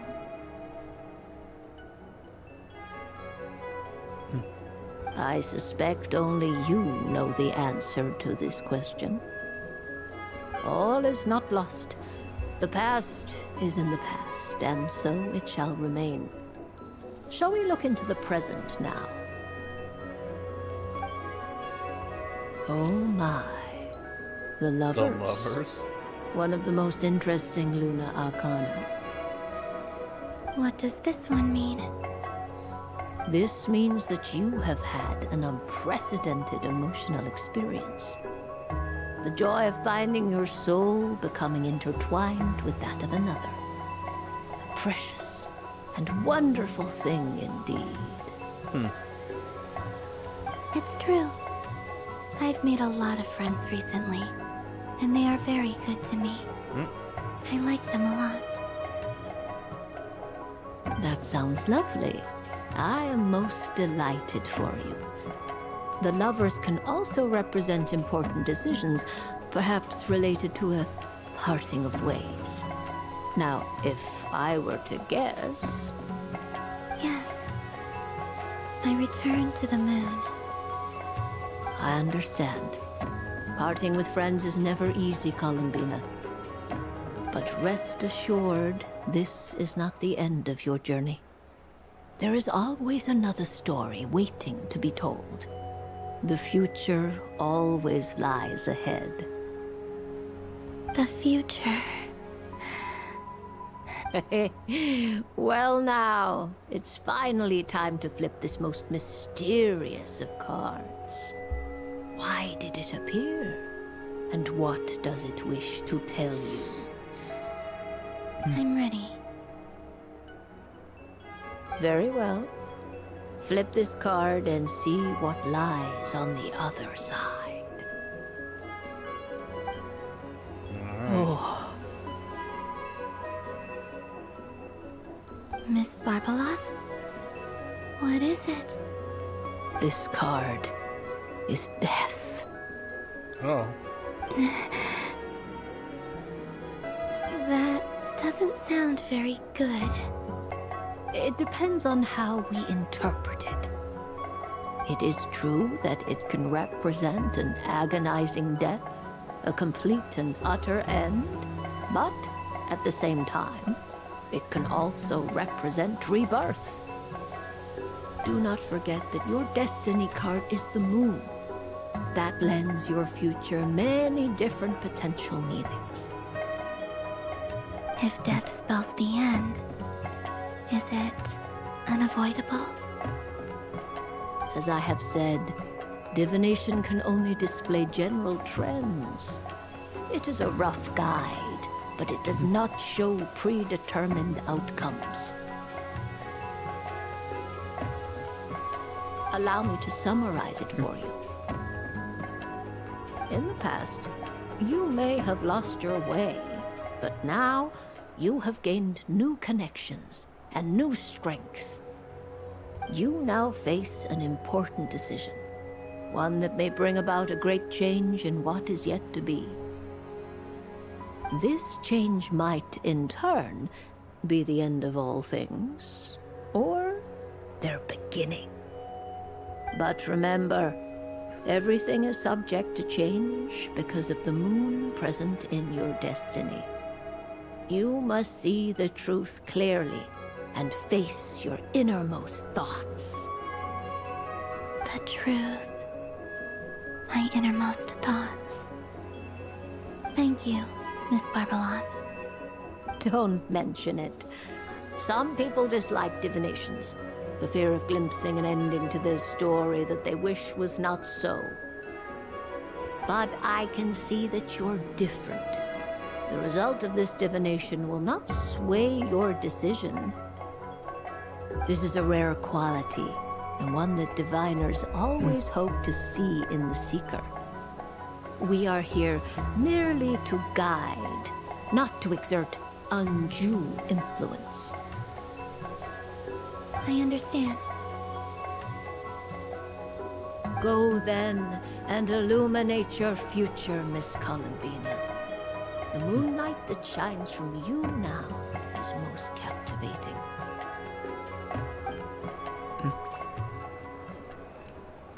The death card made a most enigmatic appearance. The moon for which Miss Columbina is bound, I fear. Fretting is of no avail. I will have a chat with Alice about it sometime.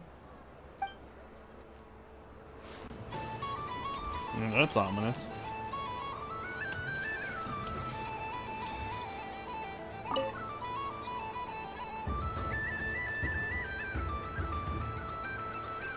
I wouldn't say it's unfair, exactly. I mean, your voice goes right into people's heads. How would you explain that to the kids? You can't just explain it away as magic. Is something the matter? Ah, Miss Columbina! No, nothing you need to worry yourself about. Ah, impeccable timing. Stick around for a second, Miss Columbina. I need your input on something. This self-proclaimed Knight of Justice has yet to give me a satisfactory answer. I, for one, would like to hear your verdict on the matter. Hey, now, I left the flagship just to help you out, Miss Nicole. What's going on? Are you okay? The wrong line. So Alice and I are both using long-range remote control spells that work on similar principles, allowing us to attend this festive fair in Dodoco form. Sorry, let me backtrack a little. While similar, there are some key differences. Alice, being a great mage, wanted her Dodoco to reflect something of her own charm and mystique. So she adjusted the way its tail moves when it spins around. An entirely gratuitous move, in my opinion. I hardly see how anyone is going to notice that. If anything, I'd say that anyone who stares intently enough at a Dodoco's tail to notice such a small detail is someone we ought to be highly concerned about. I only say this to emphasize that my question has nothing to do with tails. Now that we're clear on that, why is Alice's Dodoco permitted to interact directly with the children celebrating Moon Prayer Night, while mine is not? Your voice speaks directly into people's minds. See? Exactly what I said.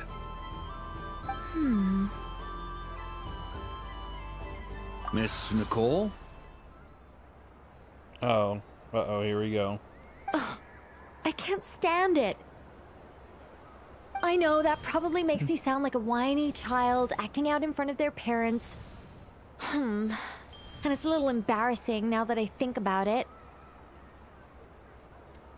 But hey, I've said it now, I can't take it back. That would be even more embarrassing. Also, don't go reading too much into that analogy. It was off the top of my head. I'm actually an awful lot older than either of you. Oh. Miss Nicole, are you saying that you'd like someone to play the game you've prepared? I'm not so invested in that. It's just something cobbled together using items I borrowed from Alice. She probably didn't even make them herself. The point is, I want to know everyone's thoughts after they receive their prizes. But as you've said, I can't just ask. I've been biting my lip for so long, and I've had no one to vent my frustrations on. I thought this was going to be a nice, straightforward festival where I'd get the chance to guide people to treasure. Simulanka? Well, can I play? I can't guarantee that I'll win a prize, but... You will? I'd like to try. Then what are we waiting for? Let the game begin! It's like they forgot I was ever here.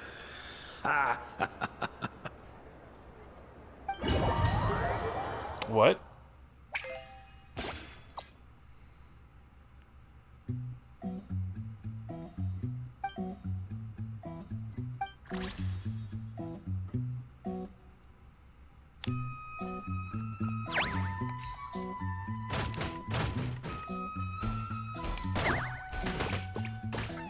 Ball. I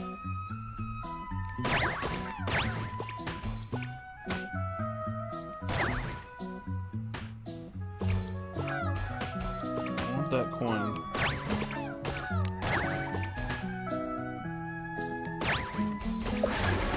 Got it.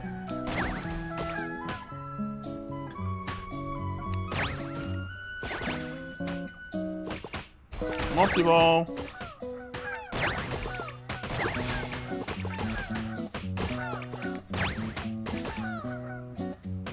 No, they disappeared.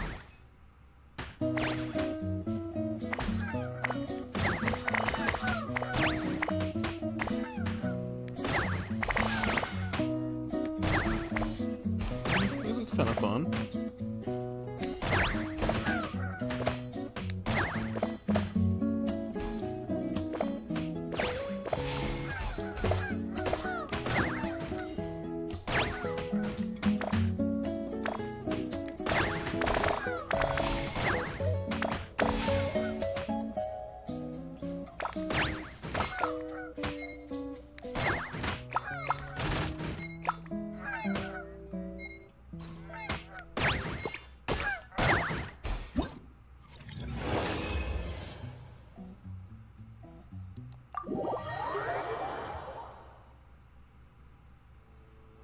Congratulations, Miss Columbina! With your great wisdom, you have overcome every obstacle in your path and conquered the great challenge posed to you by fate. Fate? Well, something to that effect. If you'd prefer something more poetic, it could be the icy winds or the dawn. Anything you like, really. You could even go with the challenge posed to you by Dodoko, if that's what you're into. Anyway, you can take or leave my suggestions. Moving on. All my hopes are now resting on this. Can I open it now? Stop teasing me! Please, I'm begging you. No more talk. Just open it.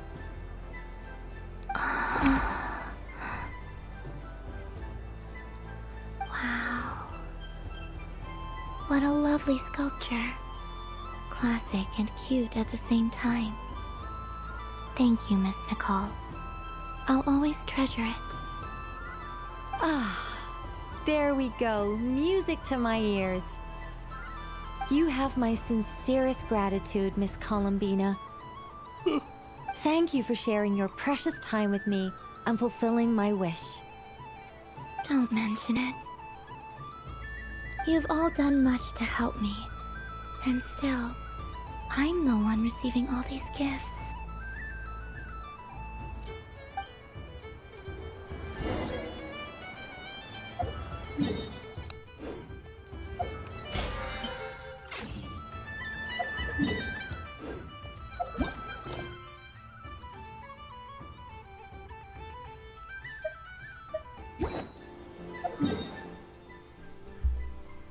Be right back.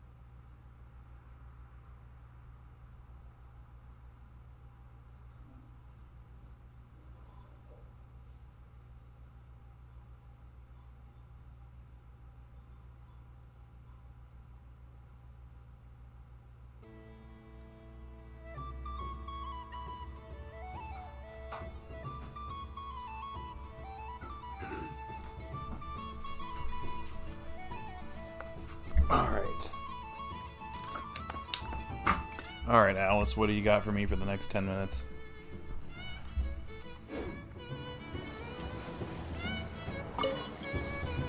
A soft and furry creature that bounces and jumps.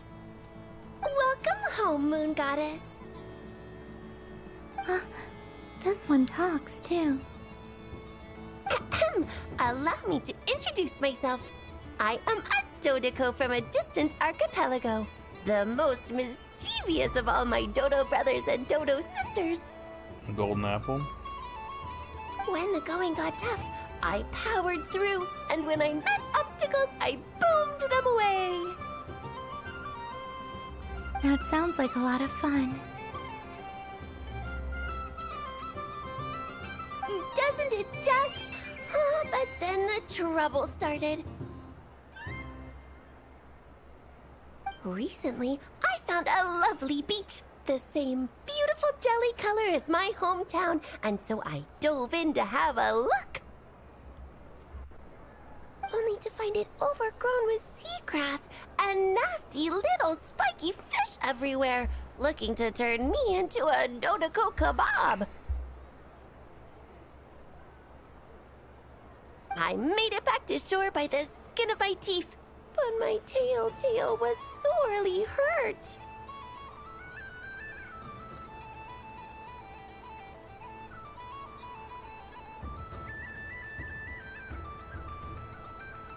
Couldn't you just boom them away? Oh, I wanted to, believe me. But I've heard that you, Moon Goddess, can understand animal speech. The last thing I wanted was to cause a gigantic fuss and get taken to court by a school of spiky fish. I'd be driven out of these waters for good, and my winter holiday would be ruined. And so, dear Moon Goddess, I was wondering if you might lend me your allegiance.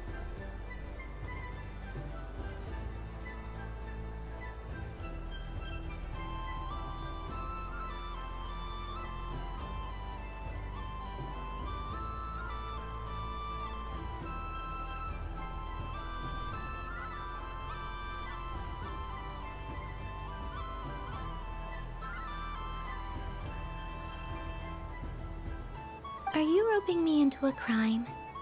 Yep. Oh, let's call it a once-in-a-lifetime carefree adventure. Does that sound better? All the festival goers tonight are dressed up as the Moon Goddess, but there's nothing to say that the Moon Goddess can't disguise herself as a Dodoko, is there? Besides, this is your home. You should be free to be whoever you wish. I'm afraid I'm not well acquainted with Dodokos, Madam Mage. Oh, that's quite all right. We Dodokos are innocent, happy creatures with a free-spirited nature. Many, like myself, are mischievous troublemakers. Others are lazy souls who like nothing better than to lie down on a nice rock and take a nap. In our eyes, every creature who yearns for happiness and freedom is a Dodoko. But perhaps in yours, we Dodoko are a fluffier and more mischievous breed of Kuhenki.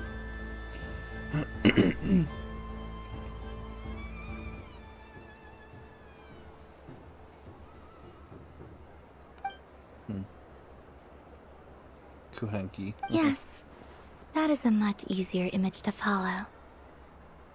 Oh, wonderful! Then let's play! Grab onto my tail and follow me into the sea! Time to settle some scores with the bad guys! What?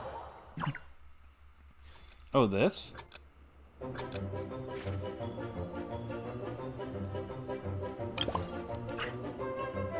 haven't done this in a minute.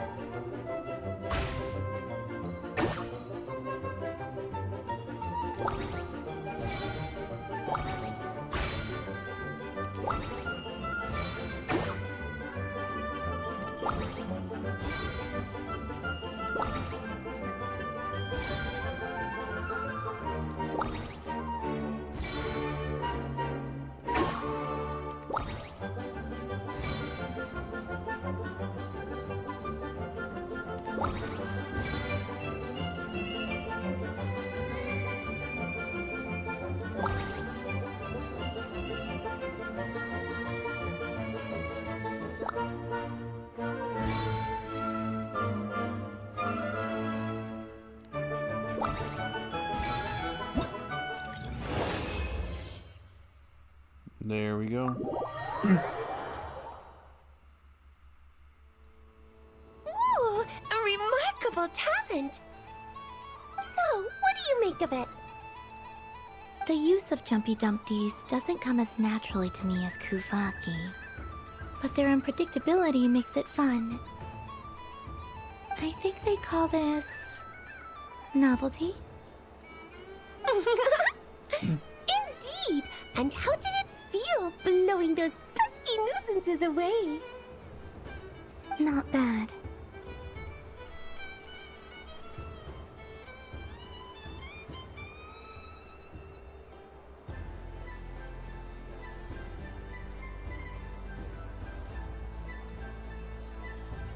Any guilt?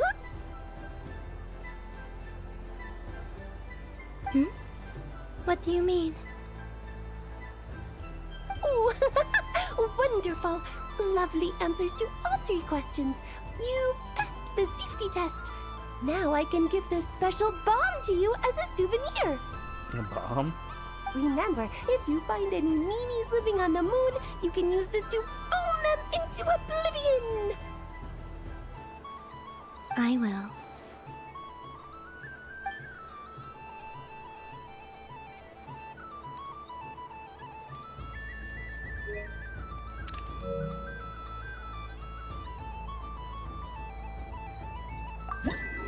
Wait, where's Albedo?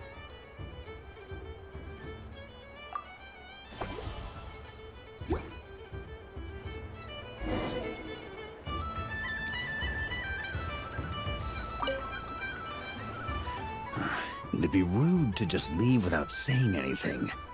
But at the same time, I don't want to barge into their lively conversation just to announce that I'm leaving.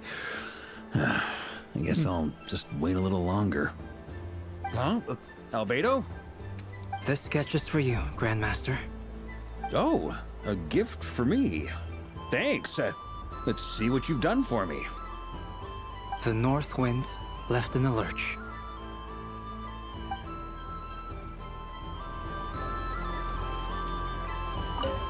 I don't suppose you'd like to play again, by any chance?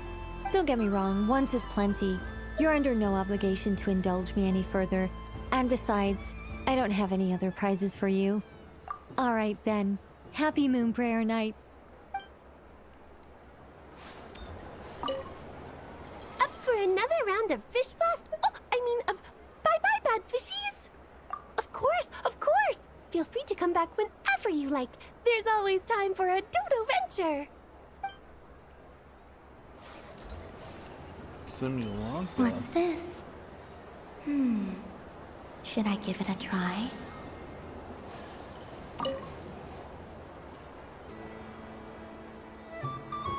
Come on, Citrus. One more round. Just one more. They brought the frickin' Simulacra creatures to not cry. But my neck... It's acting up again. Which is why they just need to release the summer patches, like the previous limited time maps, because, yeah. People that didn't play it are gonna miss out. And they're gonna be like, what's this?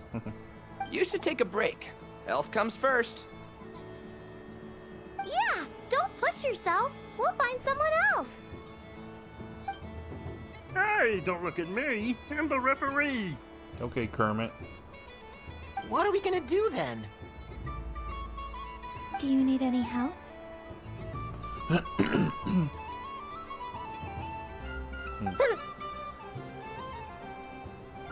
Yes, we do. We need one more player for our game. All right. Could you teach me how to play? It's really simple. You just throw the dice and move by that number of tiles. First one to reach the finish line wins. Rolling a hamster means you move one tile. A paper frog is 2 tiles, and a flying squirrel is 3 tiles. 'Cause they go the fastest. Literally, they're just like, hey, Hey, VA. Just imitate Kermit. There you go. Okay, I get it. So, we're all set? In that case, please take your places and let the game begin!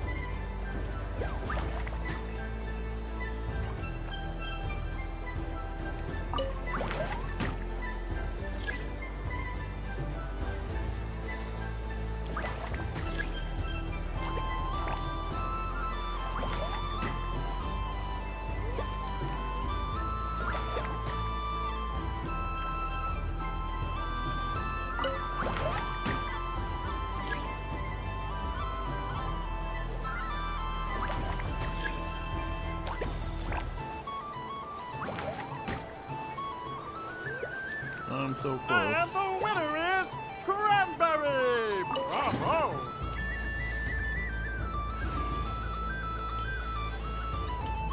That's it? That was weird.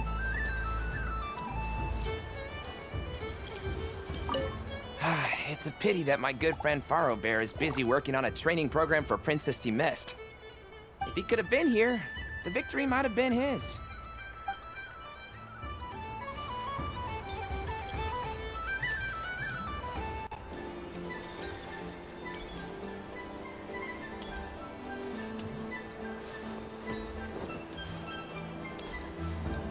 Simulanka.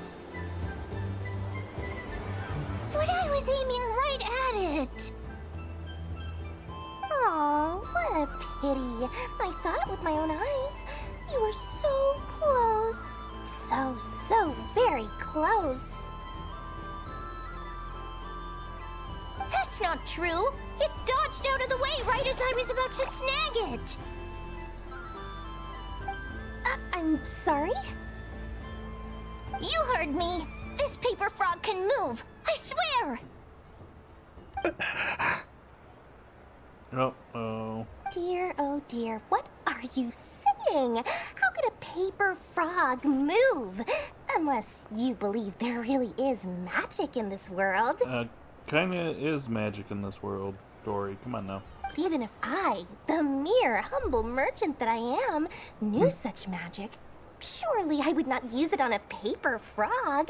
I'd sooner give Mora legs, so I could walk right into my purse. Oh. My dear, dear customer, why not have one more try? This time I'll give you 12% off, a very generous discount for one of my most regular customers. Just think about how much experience you have under your belt now. You're sure to win the next one. Darn, I used up all my coins. I'll be right back. Just gonna fetch some more from my house. Take your time, but don't take too long. This event is Moon Prayer Night only. Miss it, and you'll have to wait a whole year before I'm back. Next customer, please. Welcome. Hello. Whoa, whoa! What's this penguin doing over here? How do I tell my employees not to go running around this time? Shooting them a glance won't work. I haven't known them long enough. Dory? Why, hello there, Miss Columbina. Would you like to play my ring toss game? The rules are very simple, and it's easy to get the hang of. How much for a round? Oh, first time's free. Not a single Mora. After that, well, we can cross that bridge if and when we come to it. But with your sharp eye, I mean, sharp skills, I'm sure you'll win all the prizes in one fell swoop. That was an obvious enough hint for them, right? Right?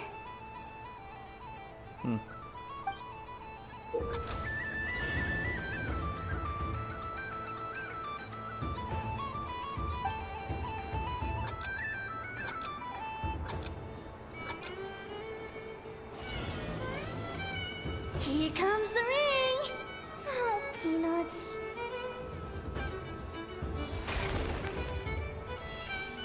Change tracks. Roselle, should we move or not? Just a tiny bit. All right, then I'll... Oh, sugar plums, not the clock hands. How do I move the legs again?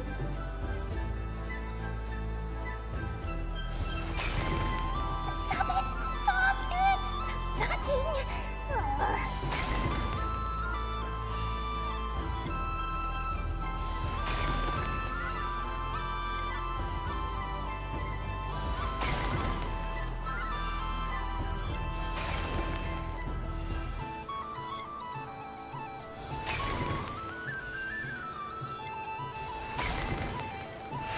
Did it. Let's see now. Let's see. Wow, very good. That's the highest score we've had all night. And here's your prize. Now, how about another round? As for the cost... Happy Moon Prayer Night, Miss Columbina. Happy Moon Prayer Night, Durin and Hat Guy. Are you here to play the game? Yes. What?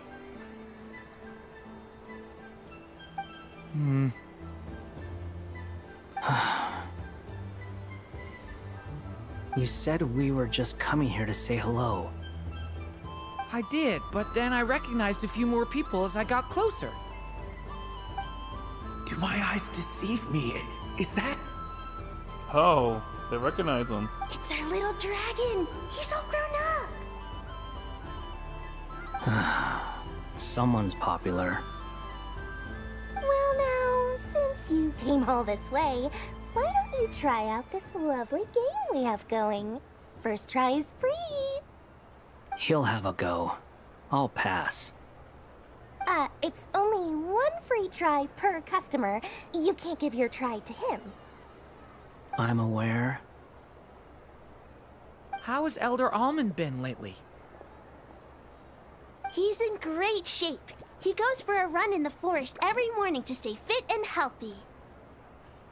He tried to go boat racing with Firecracker a while back, but he couldn't even make it onto the Lotus Leaf.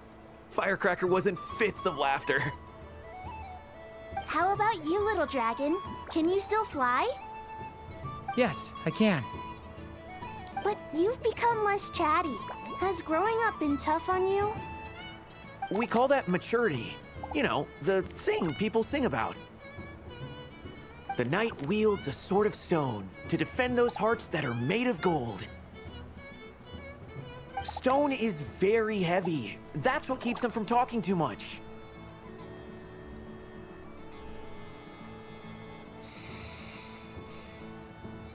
That's awesome! I want to be a knight when I grow up too. Ring, here I come! Yep. Oh, the hat-wearing man. I never thought I'd see you again. You seem more determined than when I saw you last on the train. Oh. If you say so. Oh, I do say so. The people you once helped see it clearly. It's because you are once again on the right track.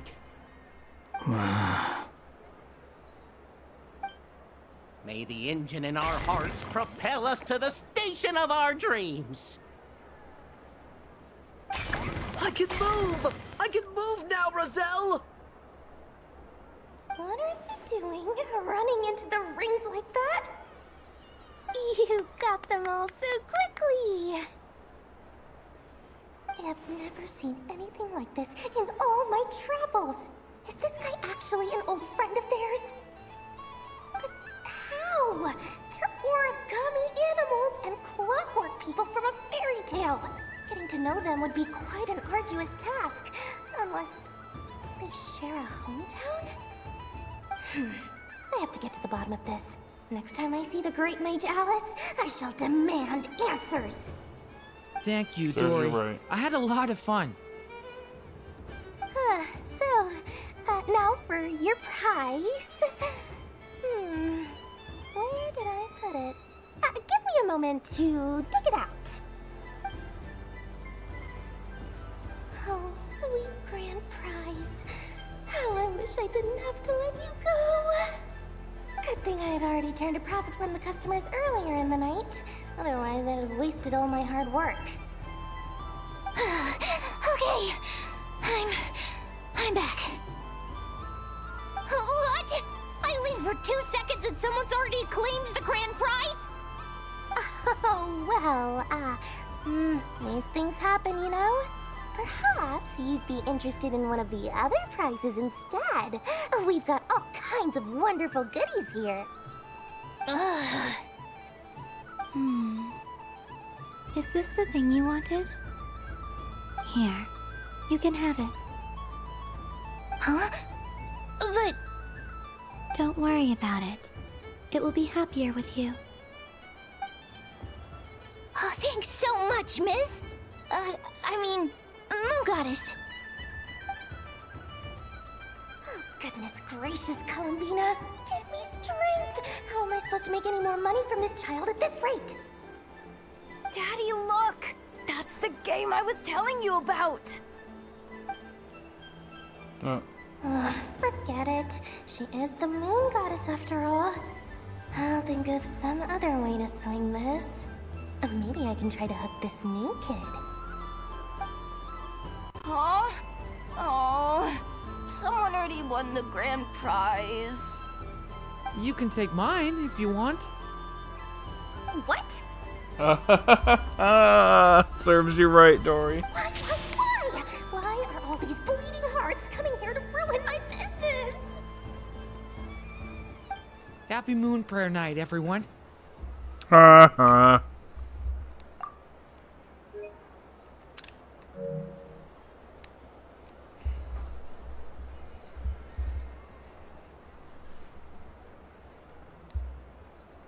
Happy Moon Prayer Night.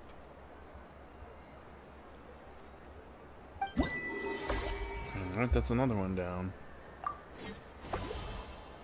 Apparently there's 3 more left, jeez. If all the prizes are gone, I might as well close up shop for the day. But you haven't had your fill of fun yet, right? So the next time a customer shows up, you're going to have to run faster, alright? And remember, run out of the rings, not into them.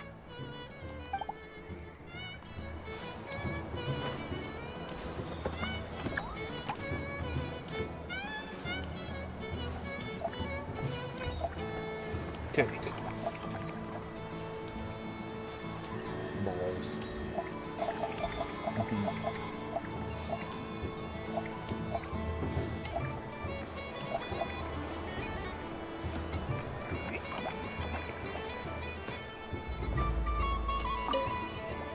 Done being a do-gooder yet? Thanks for coming here with me, Hat Guy. Are there any games you'd like to play? It's your turn to pick. I'll come with you. Why does that hamster think you've grown up? You haven't changed at all. I know you don't mean that. You're just taking the opportunity to make fun of me, aren't you? Even if you won't admit that taking some time to compose yourself is important, I can see that you're doing it in practice. Otherwise, you'd have taken off your hat and flown away by now. Looks like Albedo's socialization program has been far more useful to you than all those Vahumana textbooks.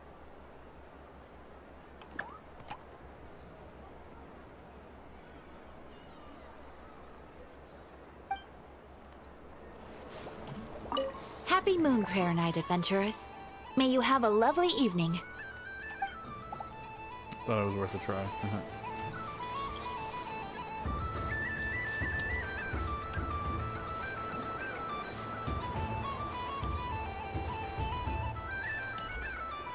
We're coming full circle now. Nice. What's this? Should I give it a try?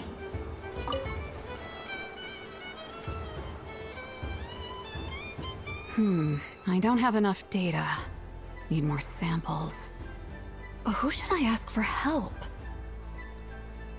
Is this one of the amusements? Or is it a research project? Bit of column A, bit of column B. I'm currently running some synchronization tests on these bots. Basically, you need to press the button to help them successfully obtain the treasure. But you've got to time it right. I'll record your data, which will be used to improve the robot's accuracy. But, ma'am, I mean, Moon Goddess, don't you think you should take your eye mask off first? There's no need. I will be all right. Okay then. Whatever you're comfortable with. Right when you are. Great. Then let's begin.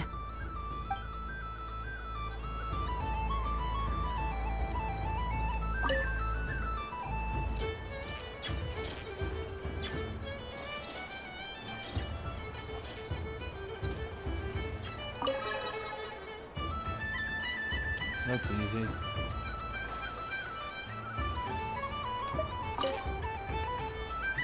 Is that it?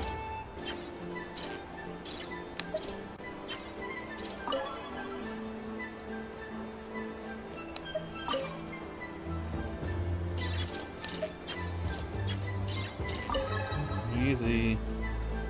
Nice. Data collection complete. Cool.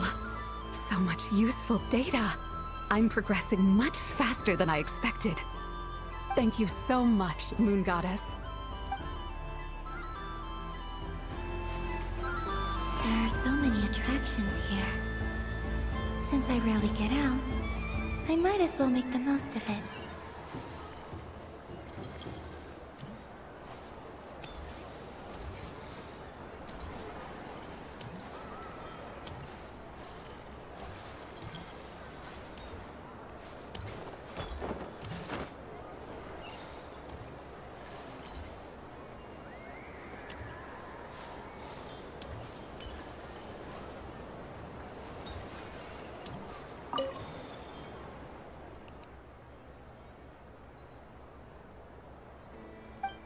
What?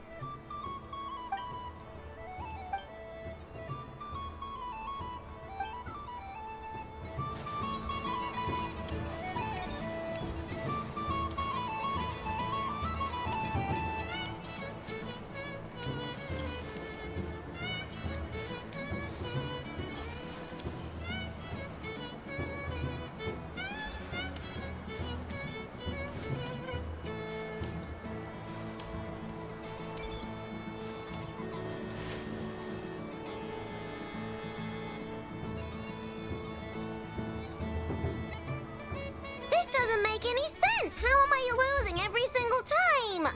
Wait, Inefa, you're cheating, aren't you? Yeah, that must be it. I am not cheating, I know. No. Uh-oh, sounds like Inefa's turning into a big baloney bot. I think it's time for some serious maintenance. Moon Goddess, help me. Yeah. Miss Columbina, I know, is attempting to cheat. What the? I'm not the cheater. You're the cheater. How dare you throw it back at me?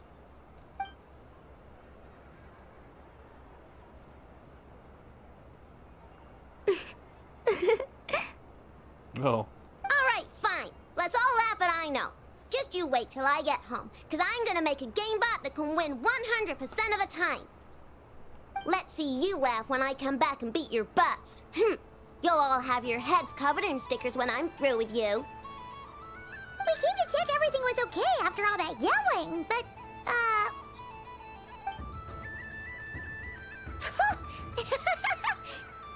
What are you playing? Whatever it is, it sounds like cheating is allowed. Kuhenki concentration. Each player starts with differently colored Kuhenki. Each round, they draw one Kuhenki from their opponent. When a player has 2 Kuhenki of the same color, they make a pair and can be discarded. Any that can't form a pair must be kept.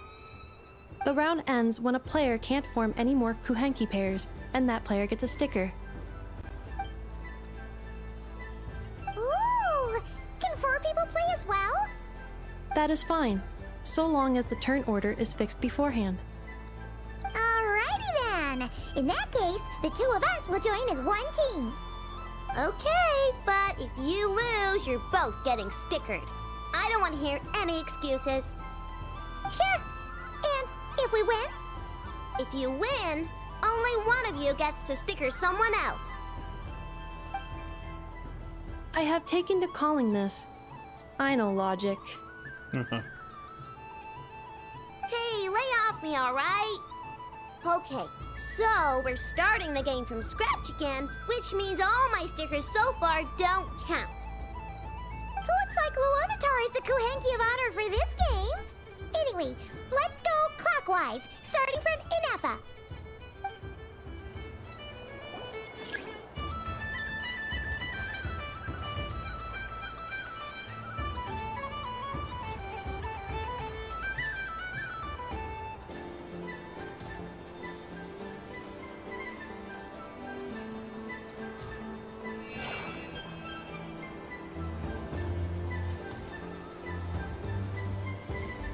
Seems like a game of chance. Nice! That's a pair!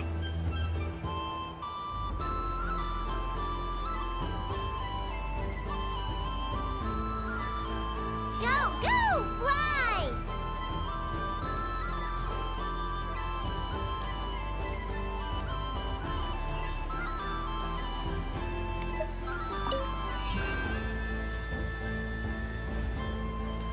Go on.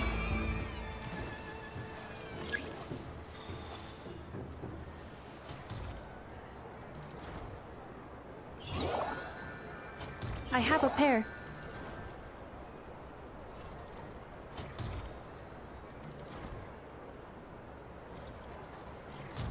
Uh-oh! We've got to pick up the pace!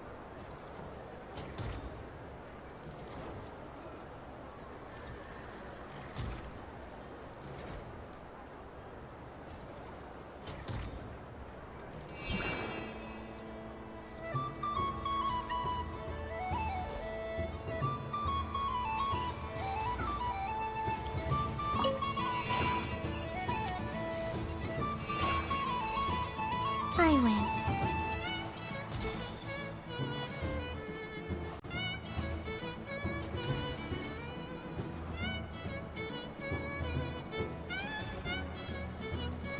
Phew, that was too close.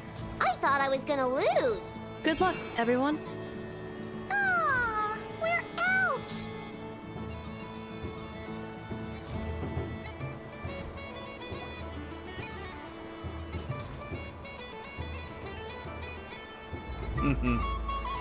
Let me pick a good one.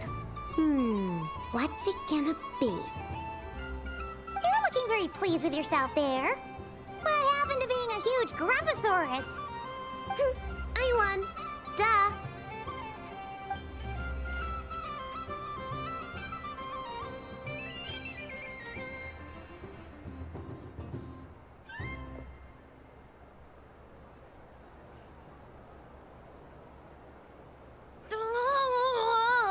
Me again? Don't fidget too much, Aino, or the sticker's going to fall off. I don't care. If it falls off, it falls off. If a pair of Kuhenki get discarded, why not a pair of stickers? Huh?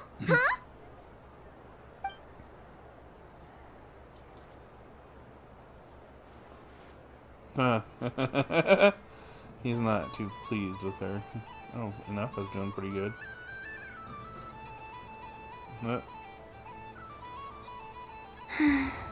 I've lost.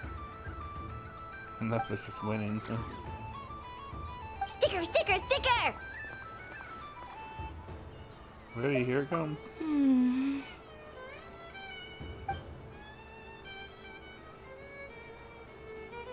Cute!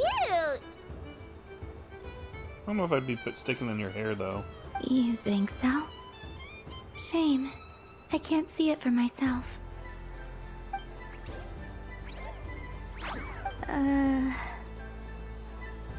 What did Luanatar say? She said it looks so cute that she wants me to lose a few more rounds. Huh.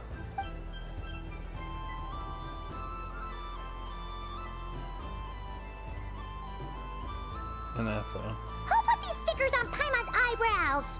Ugh, she can barely see. Alright, now, I think we got enough evidence to prove that there's a serious problem here. Agreed.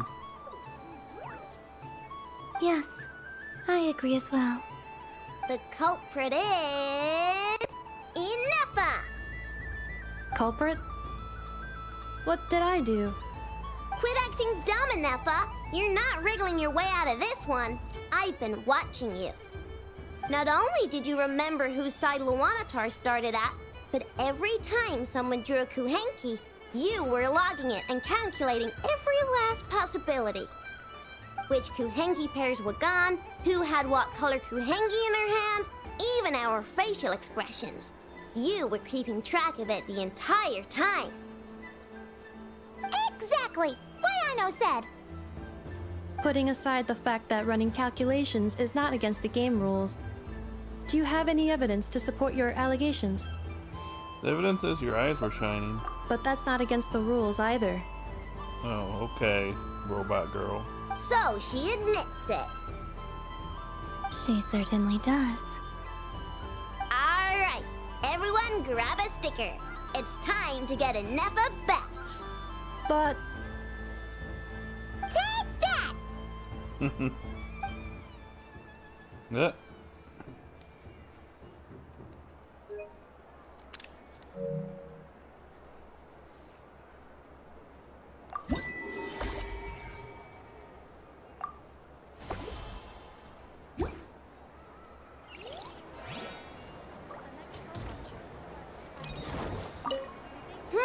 I'm never playing games with you ever again, Inefa.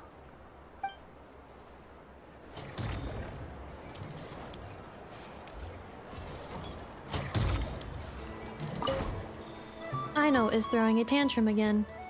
I believe it will take 3 crumb-kakes to constitute a suitable peace offering. The robot show will now begin. I heard that in that phone.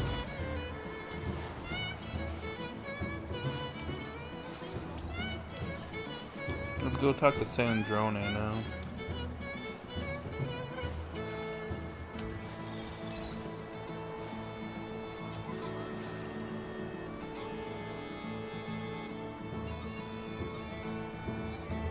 Well, well, look who it is. I heard someone went and disappeared on us the moment we let her out of our sight. They looked all over for you. Frankly, I didn't think you'd be back for Moon Prayer Night. Oh, she's got cat ears.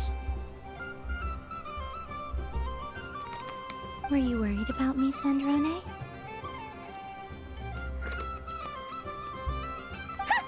You would like that, wouldn't you? Do you even hear what you're saying?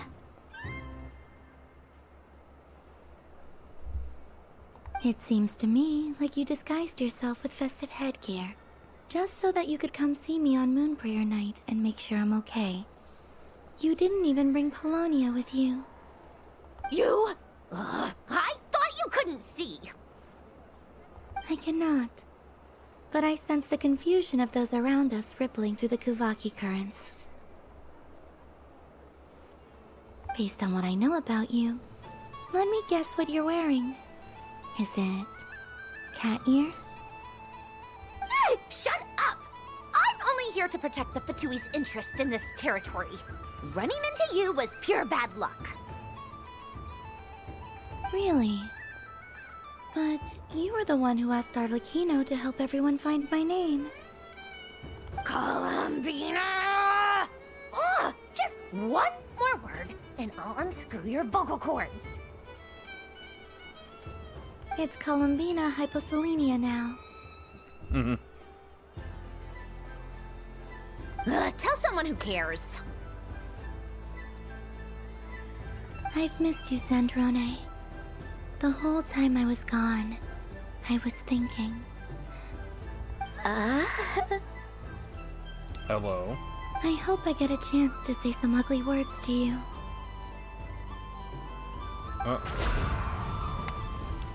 Is that supposed to be a joke? Anyway, let's go play that game. What? You mean that frostfin whale? Yes. It's some kind of game where you get bitten if you step on the wrong tooth. Seems like fun. Who in their right mind would wanna... Because you're not a scaredy cat. Gah! Fine! You wanna play? Let's play. Don't complain when I kick your sorry butt. Lovely. You old geezer! I'm gonna beat the pants off you! Just you watch! I almost forgot. Sandrone? What is it now? You'd better not lose, or I'm going to beat your head in. What? Allow me to demonstrate since I'm feeling so nice. You just step on the teeth, like this.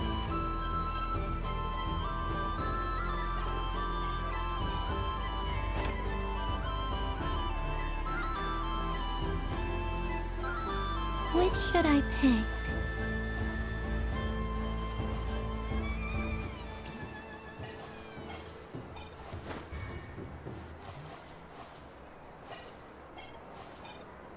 Your turn, Sandrone.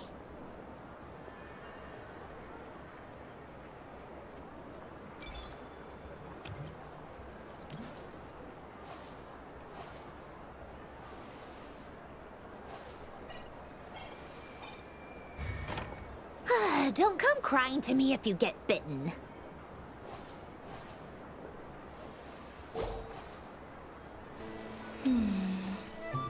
I'm getting a bad feeling from this one. Sensing Kuvaki doesn't count as cheating, right? I want to switch. There are less and less teeth remaining.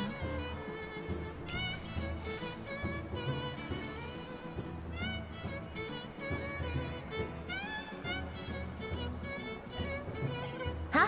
What's that noise?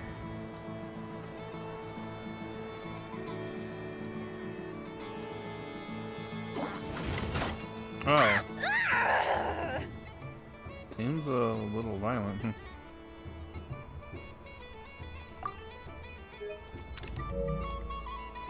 I think you might have picked a bad tooth, Sandrone. Shut it! Do you need any help? It seems like you're stuck. No! It's just a blasted toy! How is its grip this strong? Stop laughing! All right. Well, you lost. So just like I promised. Hey! What are you doing? Are you seriously? Hiya! Yeah. Why, you... Oh, just you wait! Rematch! Are you all right, Sandrone? That was quite a strong bite. Are your clockwork parts? Quit your fussing! I don't need it! All right. I'll go first this time.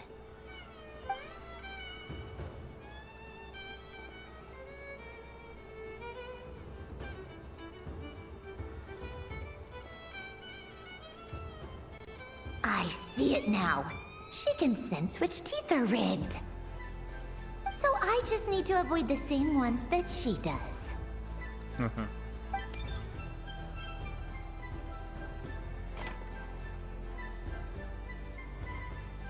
This one...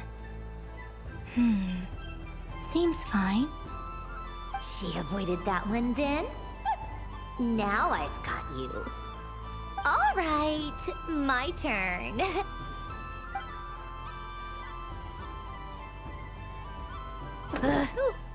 Yep, again. What?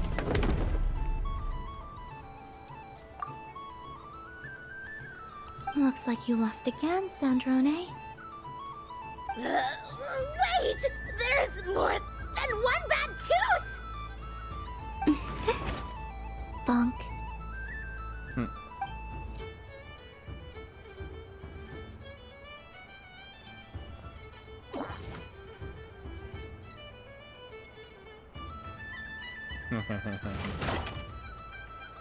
Stupid game! What idiot came up with this?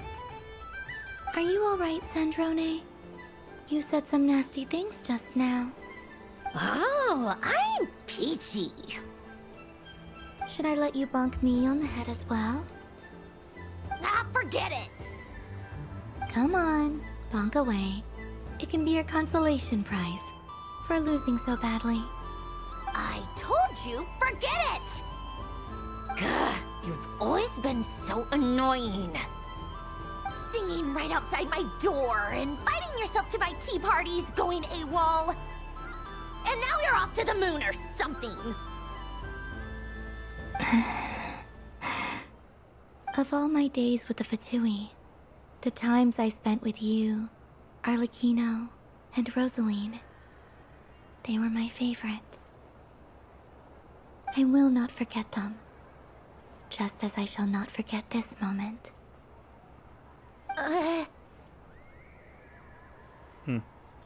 We'll always be friends, no matter where we are, right? Who'd want to be your... Oh, hello.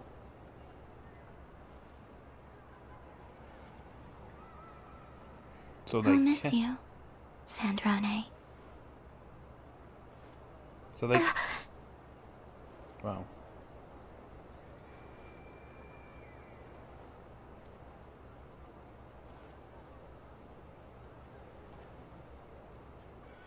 Goodbye, Sandrone.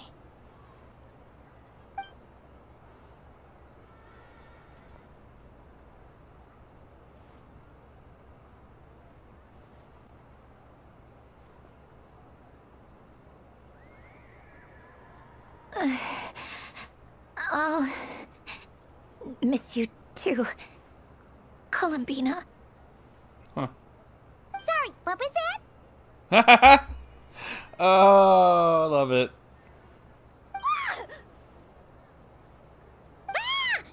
Yeesh! No need to freak out. What's wrong? We've been looking everywhere for you. What do you want? Oh, nice ears. They don't match your vibe. They really suit you. What do you want? Okay, sassy. This. Huh? It's your turn to draw something. You're one of her friends too, aren't you?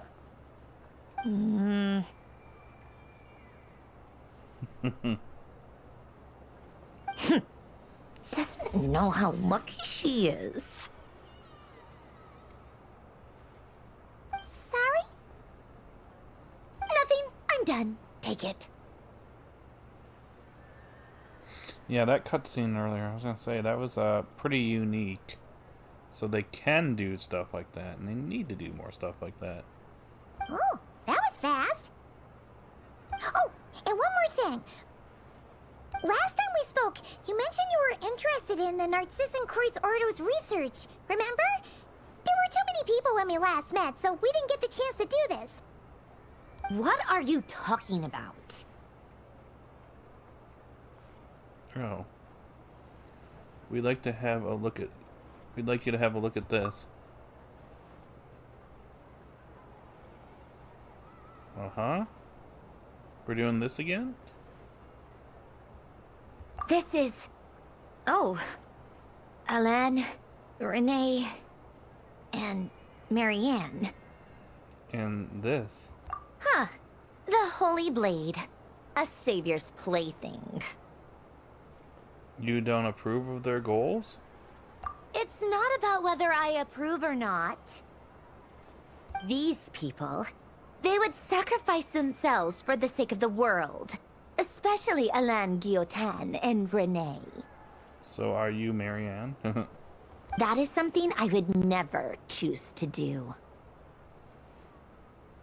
Still, I didn't know they had any pictures left from that time. If I'd have thought to bring a camera, I'd have... It's okay, we snapped a photo. What? Yeah, of you being bitten by the frostfin whale and Columbina bonking you on the head. What? Tear it up! Now!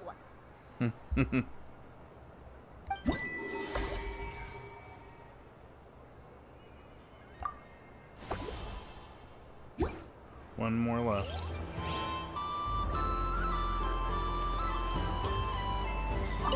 What's there to see on that moon anyway? Let her go up there and cry alone. See if I care.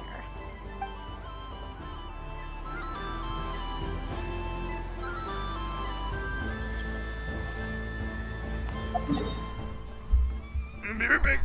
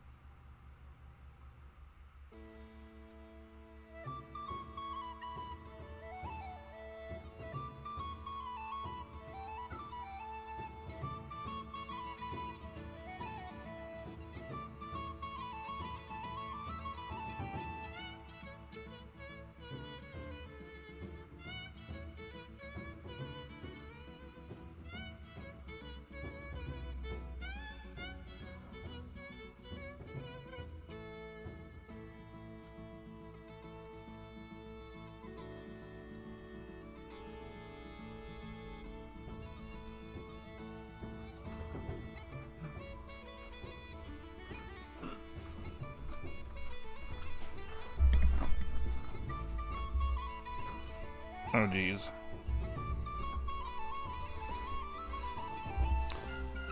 Well.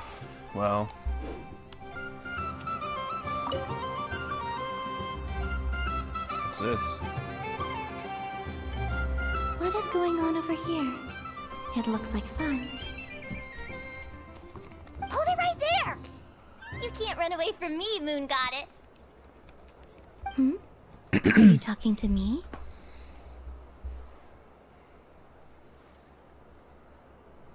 Of course.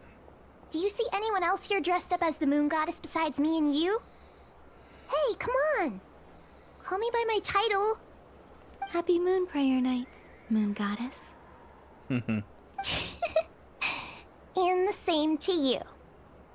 Anyway, there's no time to waste. Get ready for the duel of a lifetime. Duel? Meet my partner, Stacko. Come on out, Stacko. Bot. Well, don't just stand there. Let's see your partner. Partner? Oh, hey, Yehoda.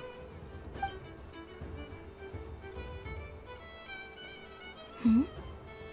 So I need to select a partner and command them in battle. Pokemon battle. Partner. I need a partner.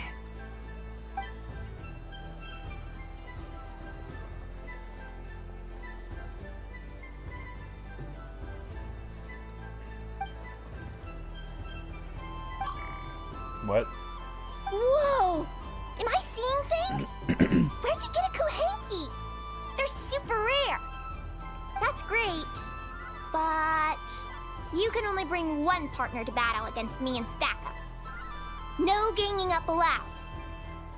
They all look so eager to be picked. Which one should I choose? I think I'm gonna go with the adorable robot. I'm not sure what this bot is trying to say, but it seems very happy. That bow. Does it want to dress up as the moon goddess too?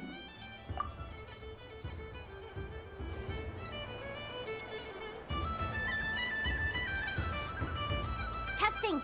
Testing! Oh, this is an emergency broadcast! An exciting battle is about to take place right here at the Nasha Town Special Arena! In this corner, we have the Moon Goddess and her robot partner. And in the other, we have the Moon Goddess and her other robot partner. Ugh, this announcer stuff is harder than I thought. Why does everything I say sound so dumb? If I could cringe any harder, I'd fold in on myself. Only one Moon Goddess can be victorious in this ultimate battle of destiny! But who will it be? There's only one way to find out! Now, without further ado, let the Battle of the Moons begin! I don't care who we're up against. Stacko and I ain't gonna lose! Let's strike first! Stacko, formation shift! Ha ha ho! The robot has kicked things off with a change of formation. But how will this affect the battle? Nobody knows! Cautious play from the opposing team! This Moon Goddess has come prepared! Where will it go from here? Okay then. Stacko, maintain formation and enter your empowered state.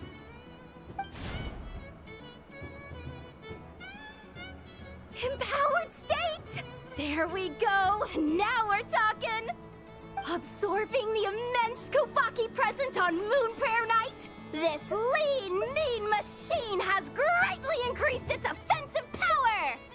Good choice! Buffs count for nothing if you beat them before they can use it!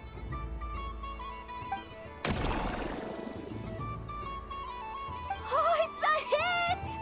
But Stacko stands firm! The battle is heating up fast! I'm about to start sweating machine oil over here! Go for it, Stacko! Set Kuvaki to maximum! Can their opponents withstand this blow? And what will this Moon Goddess do? Don't be afraid.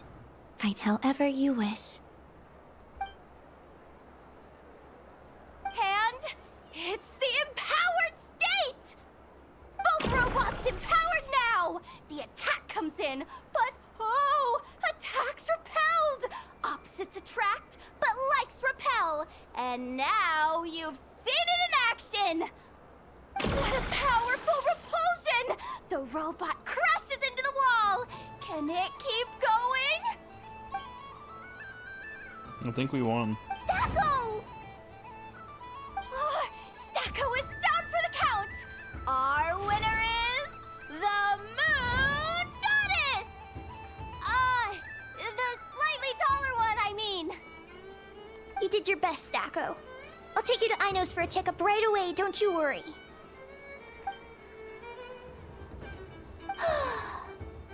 Well, you beat me fair and square, I guess. Honestly, I underestimated you. Won't make that mistake again. I think my partner deserves most of the credit. Just you wait. When I'm a little bit older, I'm gonna come back a whole lot stronger. Be ready for a rematch.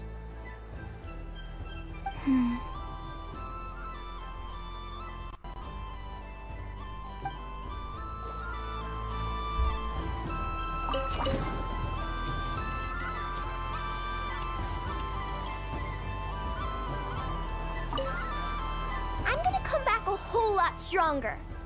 Be ready for a rematch.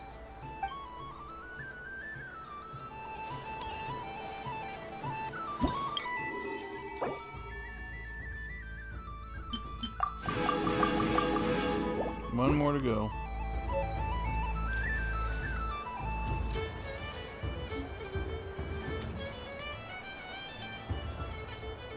Prayer candy! Beautiful, tasty Moon Prayer candy!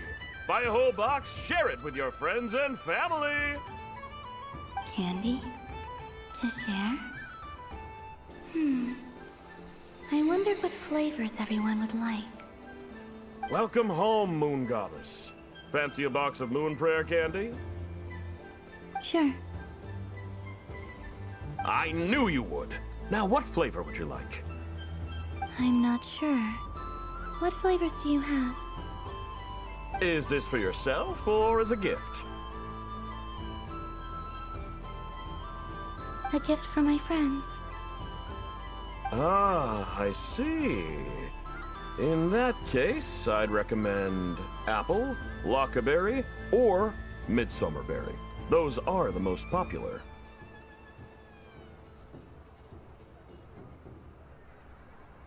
Do you have nocturnal blossom flavor?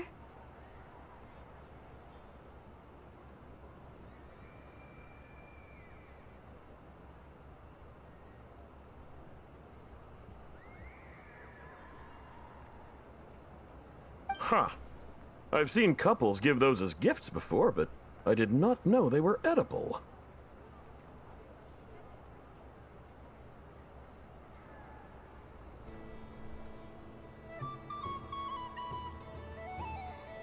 Gladion official, hey, what's up? This was pretty much a Pokemon battle. Yeah, you could say so. A little exaggerated, though.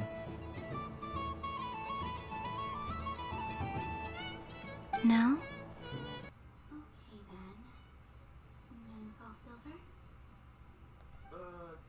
You did say this was for friends, right?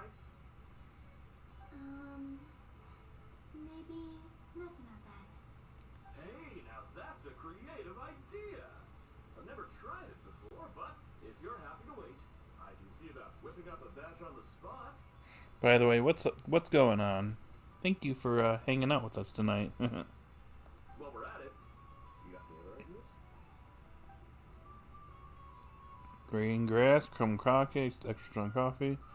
Column describes the flavors that come to mind. The scent of exotic candy soon draws over the nearby children who are excited to form a line. Before long, everyone is brainstorming new ideas for flavors. Smoked fish steak, berries and fried meat, rain-soaked moon prayer blossom, stolen or peppered with expectant gazes on every side. Lets his courage soar free, and colorful candies are placed in the box one after another. Here you go. Every flavor you asked for is in there. Nice. I should be the one thanking you. You brought me a whole bunch of new business. It's like a genuine blessing from the Moon Goddess. I hope you and your friends have a lovely night.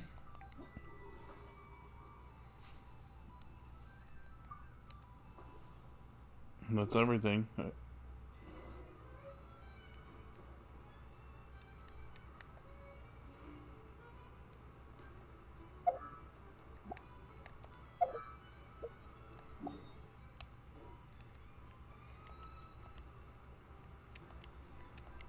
Assorted Moon Prayer candy! All your favorite flavors in a box! Alright, kids, just line up over here.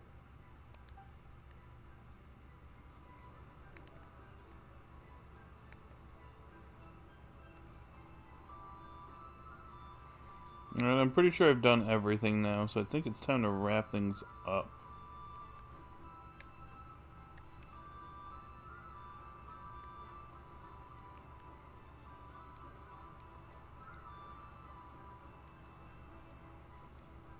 Dude, we've been doing this for almost 2 hours, by the way.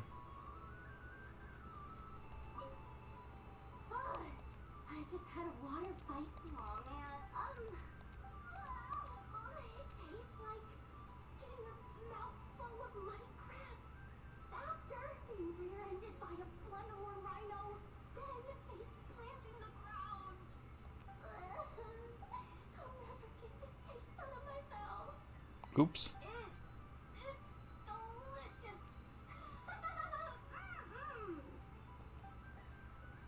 Try that again. I just had a water fight.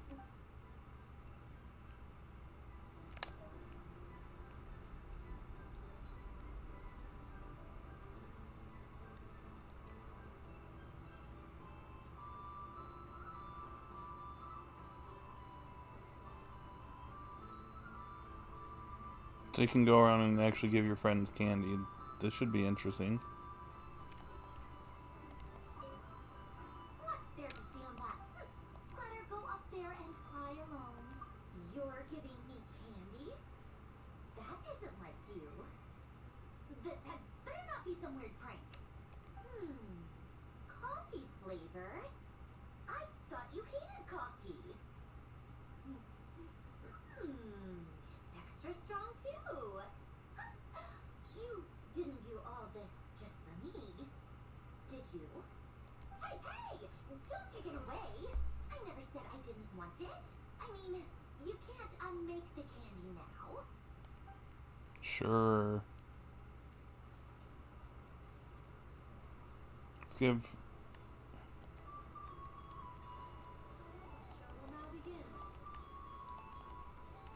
I can't talk to Nefa.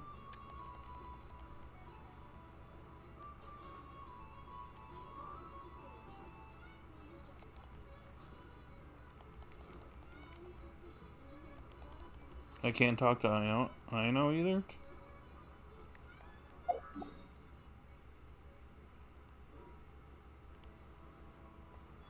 I was gonna give her candy. Thanks for coming here. Are there any games? Why does that happen? I know you don't mean, even if you won't admit it. Otherwise, you'd have taken up. Looks like Albedo's socialization program has been far more useful to you than all those Vahumana textbooks. A moon prayer candy for me? Thank you. It smells like baked apples and butter. Reminds me of Good Hunter, a restaurant in Mondstadt. I always have to resist the temptation to go there unless I'm ordering food. I understand your homesickness, Miss Columbina. I have a double dose of it. Because both Simulanka and Mondstadt are my home.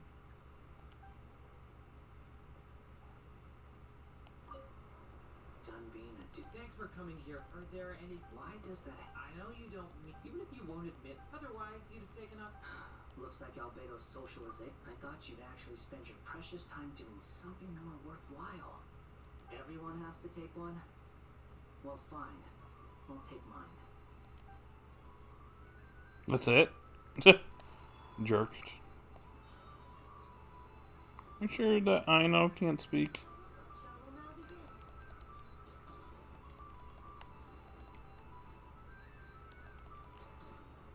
That's disappointing.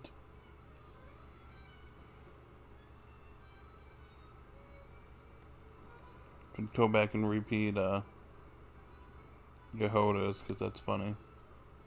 I've seen Linny and the other children play candy. Would you mind if I took a handful extra? I'm sure the children will enjoy them. I must say, Columbina, you really have changed. You never used to show this much consideration for other people, even when prompted. I'm sure Sandrone would agree when I say I like the present version of you better.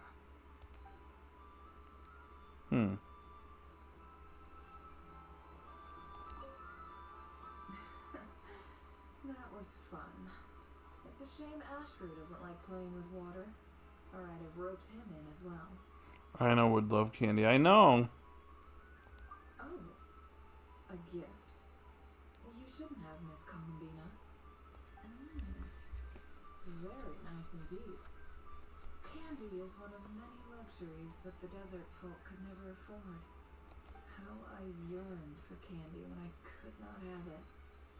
Yet, now that it is readily available to me, I never seem to crave it. May your moon prayer night be one free from regrets. We'll have to go and listen to what Yehoda's whole thing was. That's funny. She got a nasty candy. And that's just funny. Yes. May everyone sometimes would... Why, thank you.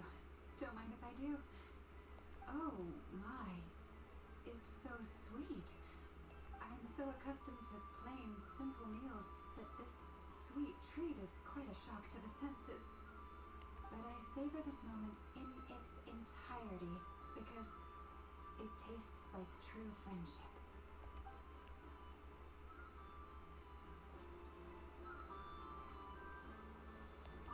Something about festive lighting always has. This is most thoughtful of you, Miss Columbina. Kindness exudes from your heart like benevolent moonlight. Forgive me, but I shall have to enjoy this gift a little later. I hope that the flavor I chose is not the only one of its kind. If others were denied the chance to sample such kindness as you have shown to me, it would be a great pity indeed. Okay, buddy. Let's go over the Varka and Albedo. Albedo? This sketch is free. Oh, the north wind left in a lurch. Thank you. Well, it seems I've picked lemon. It strikes a good balance between sweet and sour. This has piqued my curiosity. What if we were to add citrus and other spices, then enhance the flavor via caramelization? I wonder what the end product would be like. Bro, why can't we give candy to Aino? That doesn't make any sense. Perhaps I should take the time to try this out. We're literally giving it to freaking Albedo and Flynn's, who's on a freaking lantern. Alright, Varka, your turn. Albedo? This sketch is for you. Oh, the north wind left in a... Ooh, I get one too? Nice, thanks. What is that? So familiar. Don't tell me. Oh, I got it. It's like the candy jar dropped into a vat of today's boon. Seems I'm a proud recipient of today's Feast of the Moon, huh?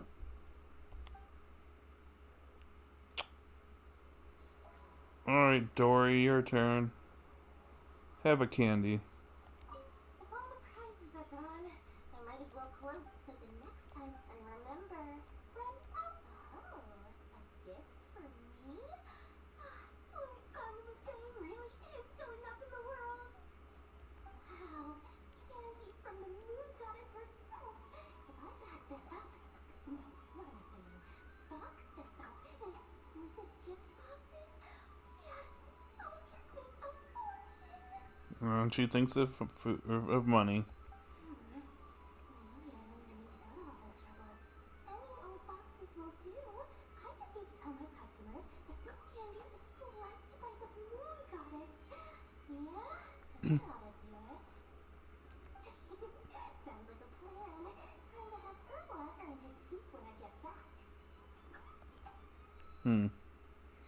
Game developers doesn't want to be on Nefa's bad side for giving her candy.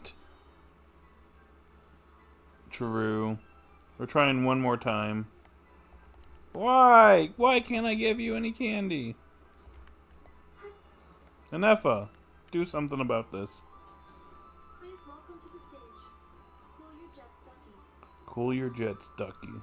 Combining precision engineering with water cooling technology, this high-performance sprinkler fires powerful, controlled balls of water for up to 14 seconds at a time. They're having a little bit of a display going on. Why am I curious about this?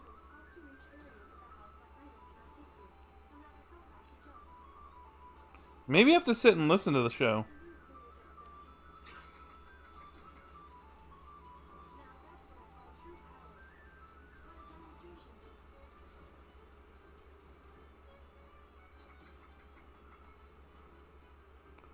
Oh, we had to wait.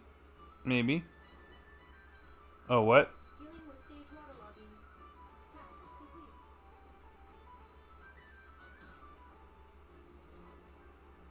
So, anything else?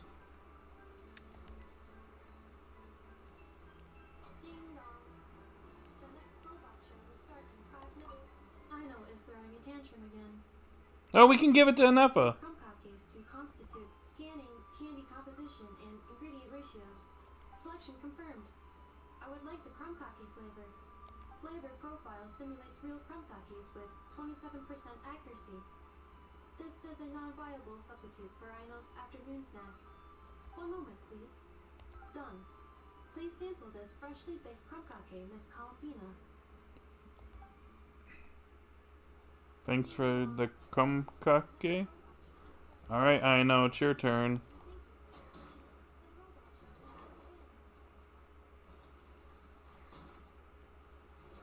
Hello? Oh, it's freaking Knuckle Duckle. We do have to wait, I guess. I just looked over, I'm like, what is this doing here?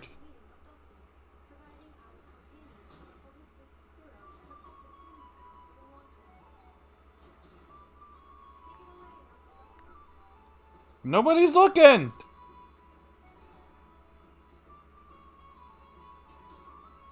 Oh.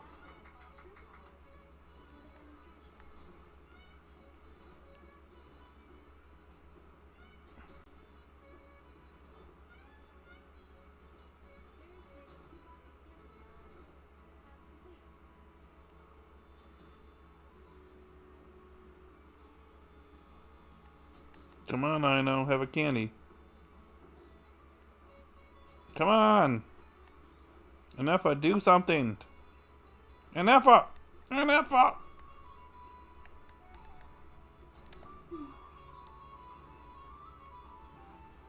Enough!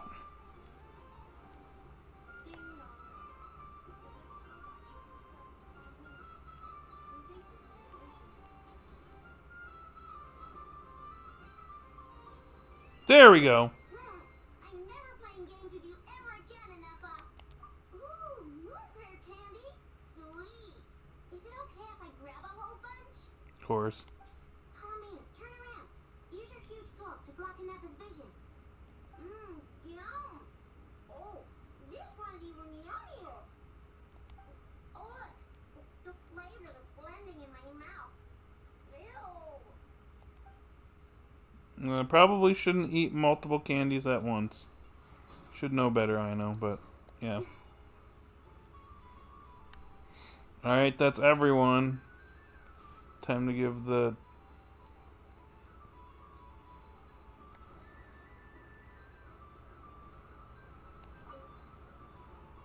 Traveler. Hey there, Columbina! Are you done checking out the festive amusements already? Are you sure you don't want to look around some more? We might not get another opportunity like this for a while.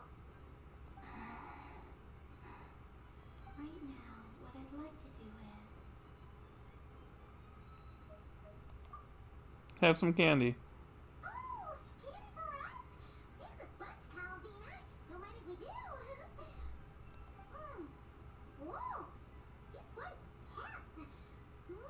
It's so tasty. What about you, Traveler? How does yours taste? Like some tana, I think. Very novel flavor. Sounds good. I'm on drooling now. Are there any more snappy candies in the box? Yes, I believe so. Okay, gotcha. Let's see. Have you tried any of them yourself?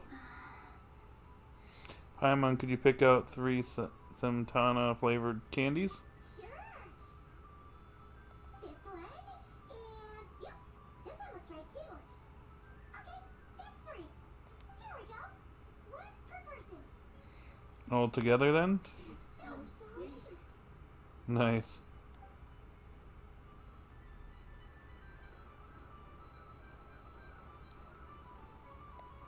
Seriously, I want to see Yehoda's, I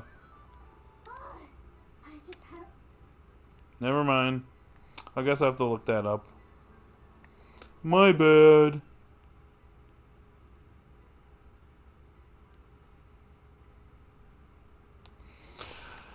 Alright, I've had my fill.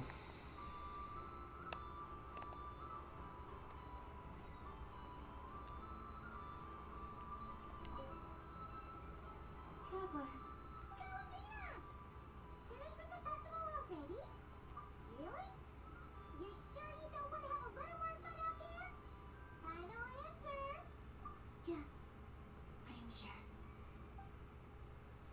Alright, let's wrap this up.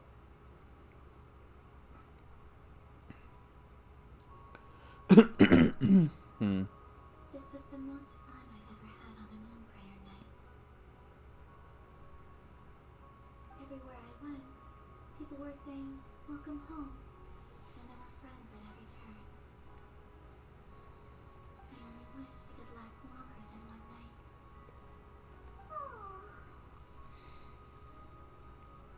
Your friends will always be here. Yes, you're right. The moon prayer blossoms. Look! Look!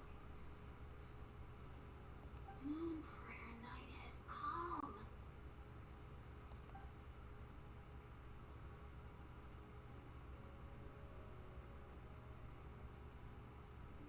The moon. It's so beautiful. Happy Moon Prayer Night, dear. Happy moon prayer night.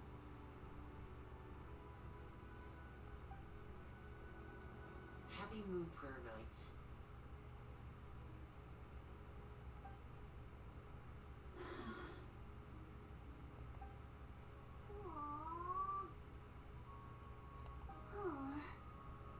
Oh. Everybody knows.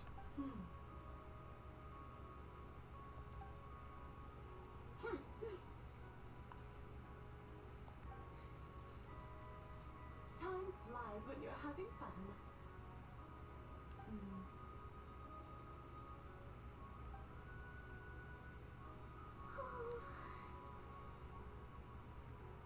Looks like the time has come. Columbina. You're heading off then?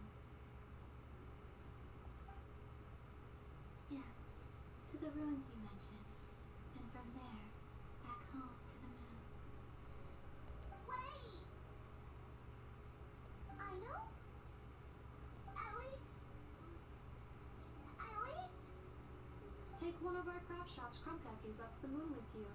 You know, for a snack. Another crumb cake? Sure, why not? The Curatorian of Secrets believes in proper farewells. No story should be left without a satisfactory endnote. Never. Farewells are an important affair for the Ratniki, too. We never know when we might meet again. Ha-ha! And here I thought grand farewells wouldn't suit tonight's mood. But I suppose friendly passion is not to be stopped, eh? We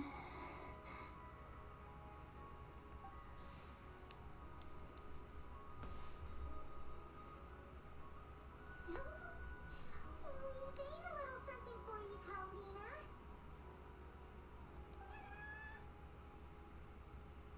What is it? Oh no? A Moon Prayer Night greeting card. With drawings by all of your friends. Nice. Because Varka can't draw. You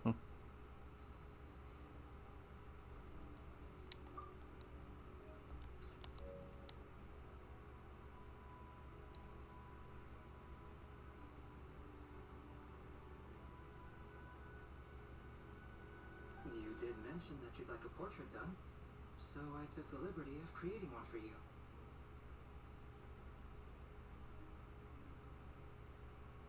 Look at look at the cat Scaramouche and the mini Durin over there on the left.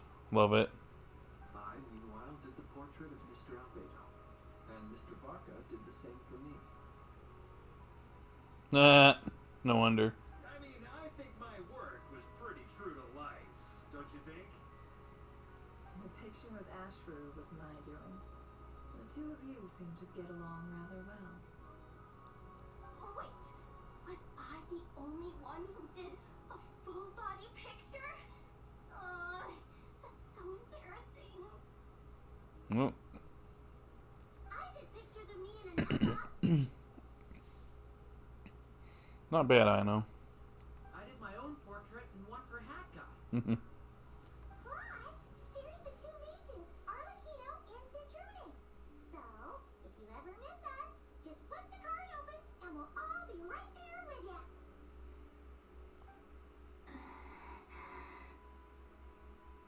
I don't know what to say. Thank you so much, everyone. This whole moon prayer night was more than I could have ever asked for. It is the greatest gift I have ever received. Llama, I figured it out. Figured what out? Remember how the Frost Moon Scions used to use milk as invisible ink to write hidden messages? That was a very long time ago. Oh, are you saying? The sound went out. That was weird. Yes. When I miss you all, I shall use moonlight in the same way, to write words that only you can see upon the moon itself. Wow, that sounds lovely. Quite. But how will we see them? Simply open your windows on nights when the moon shines bright, and the moonlight will naturally flow towards the words I have written. That sounds most fitting indeed. Very true to form. I'll try to write them in places that won't disturb your sleep. I, for one, would sleep all the better for having read one of your messages before settling down for the night. Exactly. So don't worry about disturbing anyone's sleep. Just promise you'll write to let us know you're okay, alright? All right. I promise.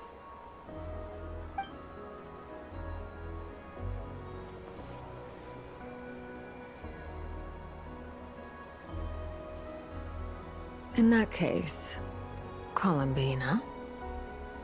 I'm ready. Alright, here we go. Let's go. I'll stay with you to the end. Very well. Let's go.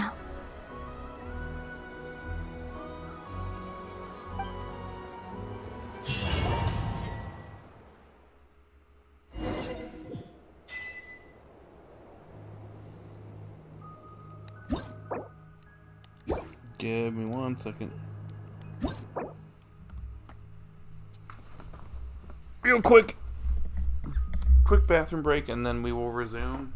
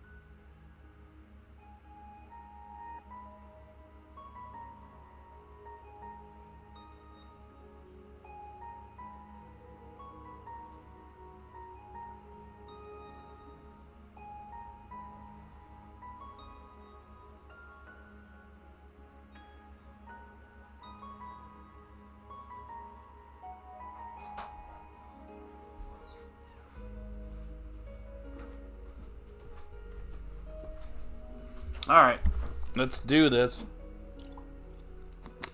We're gonna take Columbina to the moon, guys.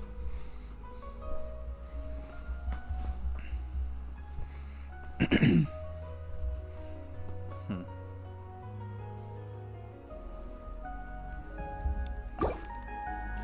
just a few moments, I will be gone. I still don't know what to expect on the moon. Will I really be able to send messages to my friends? The Kuhenki, the animals of Not Cry. I'll never get to see them again. I wonder where I'll be when the next moon prayer night comes.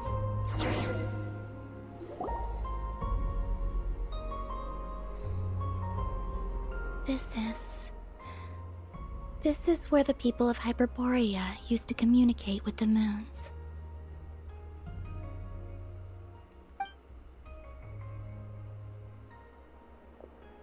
Eternal moon, frost moon, iridescent moon.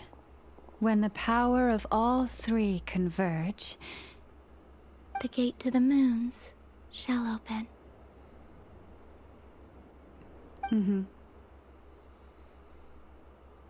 Moon marrow preparations are complete. Only the final step remains. I'm sure Nasha Town is livelier than ever at this moment. Yeah. It's a shame you couldn't be there for it, but it's now or never, right? It's fine. I'm more than happy with this. My last piece of luggage. My only piece of luggage.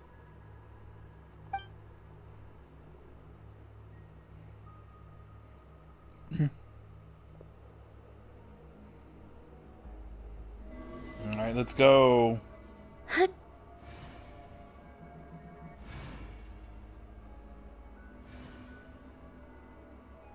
I can already feel the moon calling to me.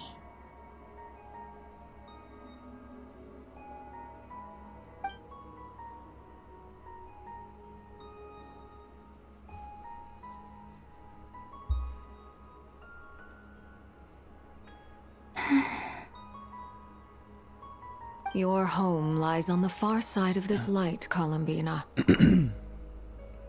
from now on, we will at last have a reason to pray to the true moon. Columbina. Yes? I'm listening. Be sure to come back and see us when you get the chance.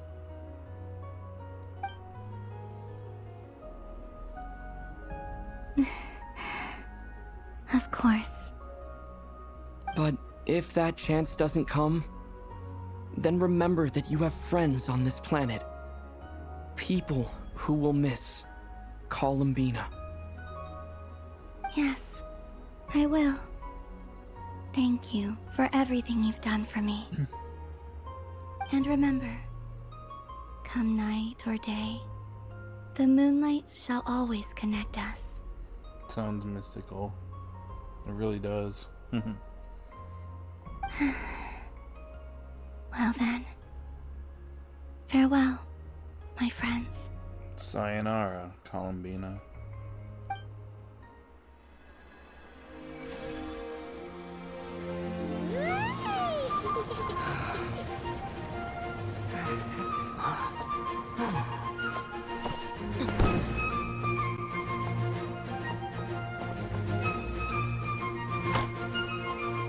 Nice. Thank you. This was my happiest night in Tevat. Farewell, Columbina.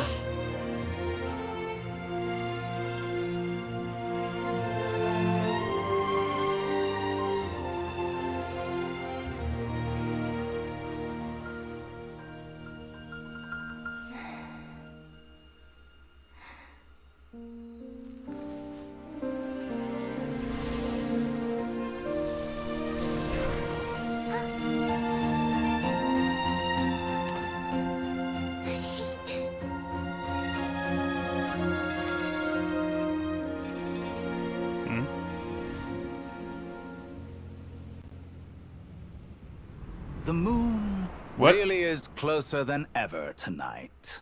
Oh.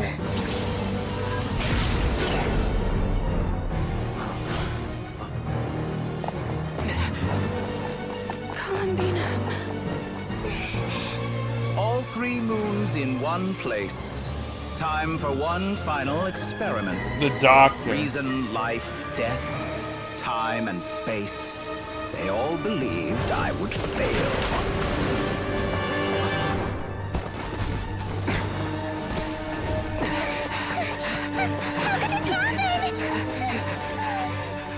But Tevat's primordial power never did belong to the throne of heaven. You get this new VA? And now, they are mine.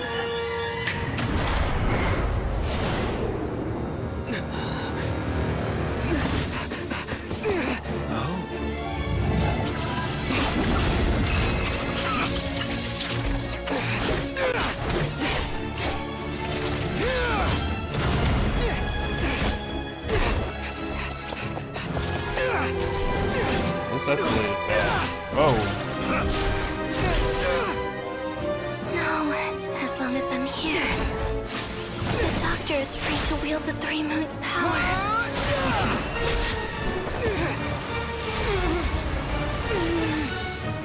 It's the only way.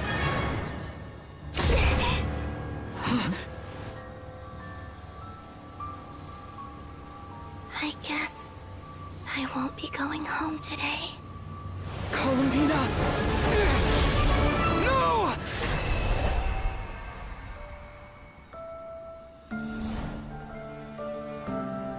Bro, what? The Doctor really came in and kind of just ruined everything.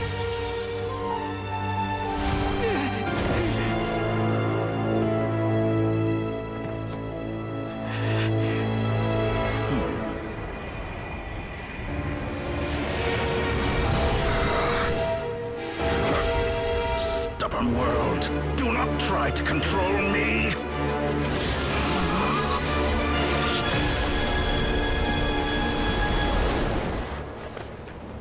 Columbina. Just like that?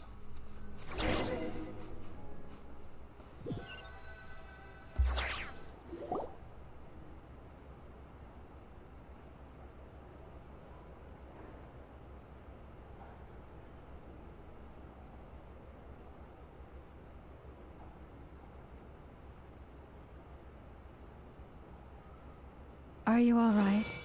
Do your wounds still hurt? I had someone prepare a little medicine that could prove effective. Take it if you need to. Thanks, but I'd rather talk about what just happened. In that case, let me relate the contents of the call we made to Alice after the incident occurred.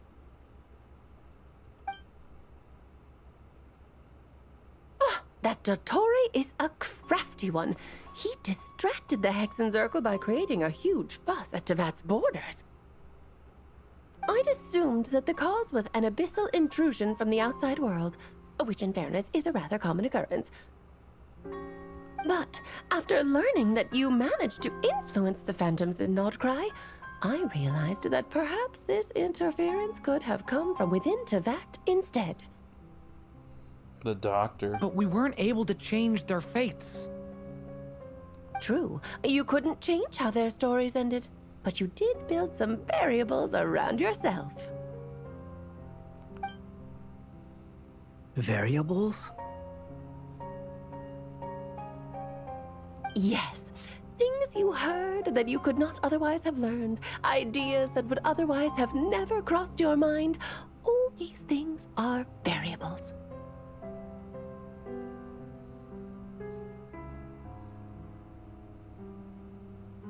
Of course, most variables usually pale into insignificance with the myriad of possibilities floating around. But the moment you start treating them as building blocks and intentionally stacking them, that changes things.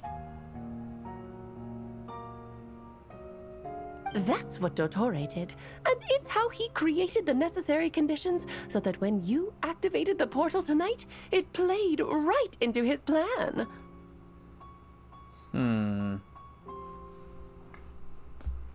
However, we have no way of knowing exactly what he did.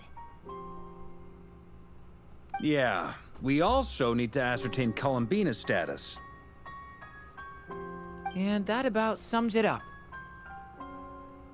As I suspected, Dottore has disappeared completely.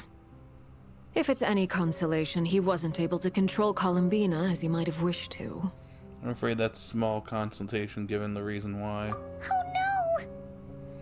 To disrupt the Doctor's plan, she escaped into the moon's reflection? What? She did what? Wait, didn't any of you see her do that? All we saw was Dottore appeared and used some kind of power. The next thing we knew, he and Columbina were gone and you were falling into the sea. You see, the Doctor froze time, which is why only I could move freely. From their perspective, the battle and Columbina's decision all happened in a single instant. So that's the power of the Three Moons. But Why wasn't I affected? Is it because I'm a descender? So, Columbina intentionally opened the Moon Gate and escaped into the same mysterious world as Rerir and Thalindis. Uh-oh, that's not good. Sounds like bad news.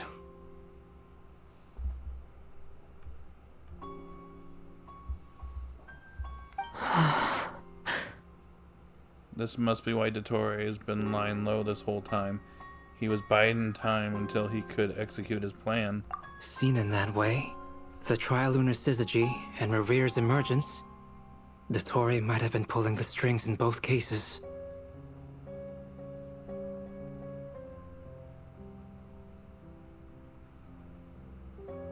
According to Miss Alice, he is attempting to transcend his destiny and finish an experiment that only a god might complete. An utter lunatic. Wait a sec. Where's Hat Guy? Seems like he'd want to be here for this. He took off with the Dodo communication device after we spoke to Alice. He said he had a hunch that he wanted to investigate by himself. The look on his face was terrifying. I've never seen him like that before.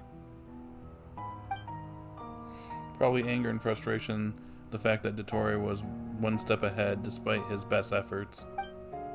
And honestly, I feel the same way. I'm back. Oh, hello. Speaking of the devil.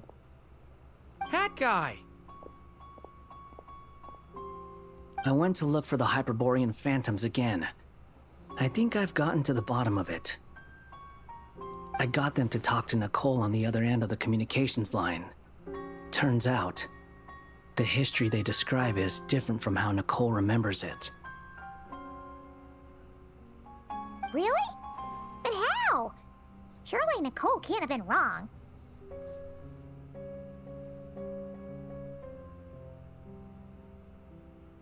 Because the phantoms are the ones who are deceived. They speak of a savior who appeared in their history. One who never should have existed.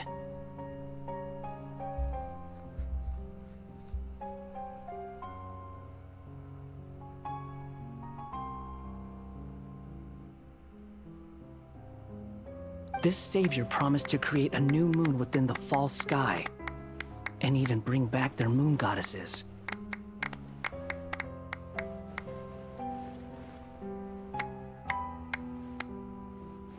Foolishly, they believed in him, and told him everything he wanted to know about the moons. It's obvious that this was Dottore's doing. Now you mention it, the first time we entered the Hyperborean ruins, we heard the phantoms discussing their history, and I remember Nicole commenting that something sounded a little strange. Oh, yeah. But Dottore shouldn't have been able to get in there in the first place. He didn't. Nicole said that this was an anomalous state triggered by disruptions in the causal connections between phantoms from the same era. The variables that Dottore put in place were substantial enough that they even affected phantoms that he never met. Bro is just too powerful, dude. So it's not that their memories were unclear. They'd been tampered with. That's exactly the possibility Dottore was trying to manufacture. He turned these variables into knowledge and engineered the situation so all that knowledge would fall into his hands. Then, he harnessed that knowledge on Moon Prayer Night to truly create a false moon. How is that even possible? To be precise, he exploited a weakness in the way the spell works.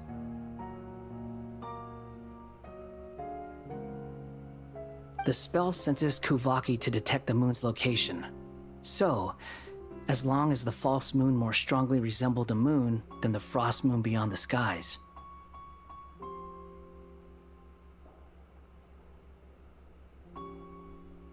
The gate would teleport Columbina to the false moon's location. In other words, to Dottore's side. Once he had her under control, the teleportation spell remained active, and he manipulated her power to seize both moon marrows. At that moment, the moon marrows disappeared right before our eyes. It was already too late, even as we were leaving the ruins. By then, Dottore had already amassed the power of all 3 moons. So, where does that leave us? What do we do now? I'd certainly like to know what Her Majesty thinks, now that the concerns I expressed to her have come to pass. But we cannot simply sit and wait for her to decide the matter. And in any case, it is not the Fatui Harbinger Damselette who sees us as her friends, but rather Columbina Hyposelenia. If, even in such extreme circumstances, Her Majesty will not lift the prohibition on Harbingers drawing steel against one another, then I will do as my heart demands. I will fight as Peruware instead. Oh, Arlecchino! Time is short, so I'll make the first move. Be careful.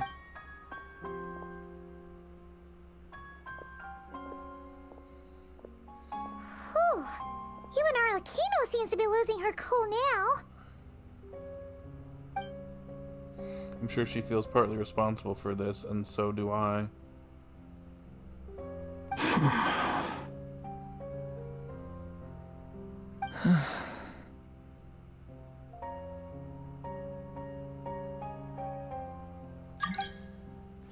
Not right now. All right. Lose those dejected looks for a moment and let me get a word in. It looks bad, I won't lie. Very bad, in fact. So Dottore's pulled some real dirty tricks to gain the upper hand. For now. And yeah, it's to the point where even the mages say that his variables have affected destiny. I'm not so sure, though. Many have told me that Tevat's destiny is fixed, and that does appear to be the case. Well, what makes Dottore so sure he'll be the exception? And since he was able to stack these variables up, who's to say we can't do the same? You of all people should not be discouraged, traveler from afar. This isn't over yet. Still can't help but blame myself. And you're not alone in that. Everyone here does, whether they've spoken thus far or not. But none of us are the type to sit back and wait for the sun to shine again. That's exactly how a knight should roll. If they knock you down, you get back up and get back in it. Don't forget, Honorary Knight, you're a legitimate member of Mondstadt too. Bark is right. This is far from over. Dottore's already way overdue a butt-kicking given his past shenanigans. And after this, he's earned himself a double dose. That's what I'm talking about. How's everyone else feeling? I'll use Kuvaki to investigate Columbina's whereabouts. I am not ready to give up either. Leave the intel gathering to me. Whatever happens within Nodcry's borders, when the Curatorium of Secrets wants to be in the know, we always find a way. Aino and I will do all we can to support you. We will attempt to reverse engineer Dottore's actions and seek a breakthrough that way. Alice and Nicole are busy dealing with an emergency at Tevat's borders, so they can't return just yet. But they're both very angry about this. They've asked Albedo and me to act on the Hexenzirkel's behalf and do everything in our power to fight back against Dottore. Are you ready then? We're going to have to conduct a lot of research, even in the early stages. I'll do my best. As for me, I'm pretty familiar with Dottore's way of doing things, so I can try to predict his next move. I'll help with your investigation. Nice! Looks like we have our basic division of labor. I'll get in touch with Flinch and Eatlua, get them to have a chat with their Starshiner. It couldn't hurt to bring the Lightkeepers on board as well. At the same time, I'll pass on instructions to the Knights present in Nodcry to assist the Lightkeepers and other organizations in ensuring the safety of those living here. Understood. We gotta be prepared for anything. Yeah, we'll show him.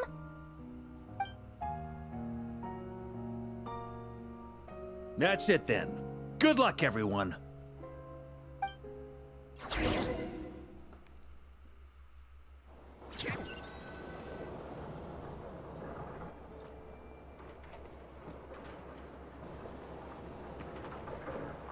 What a somber ending to this Archon quest. It went from being I never like... thought that Columbina would become my real name. Oh.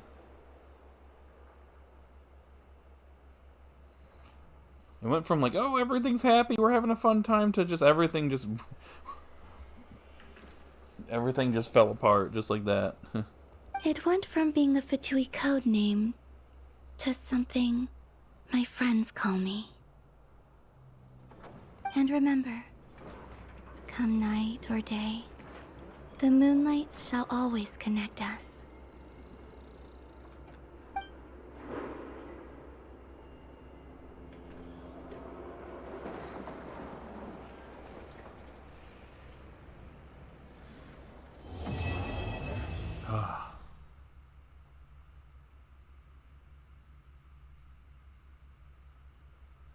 Columbina.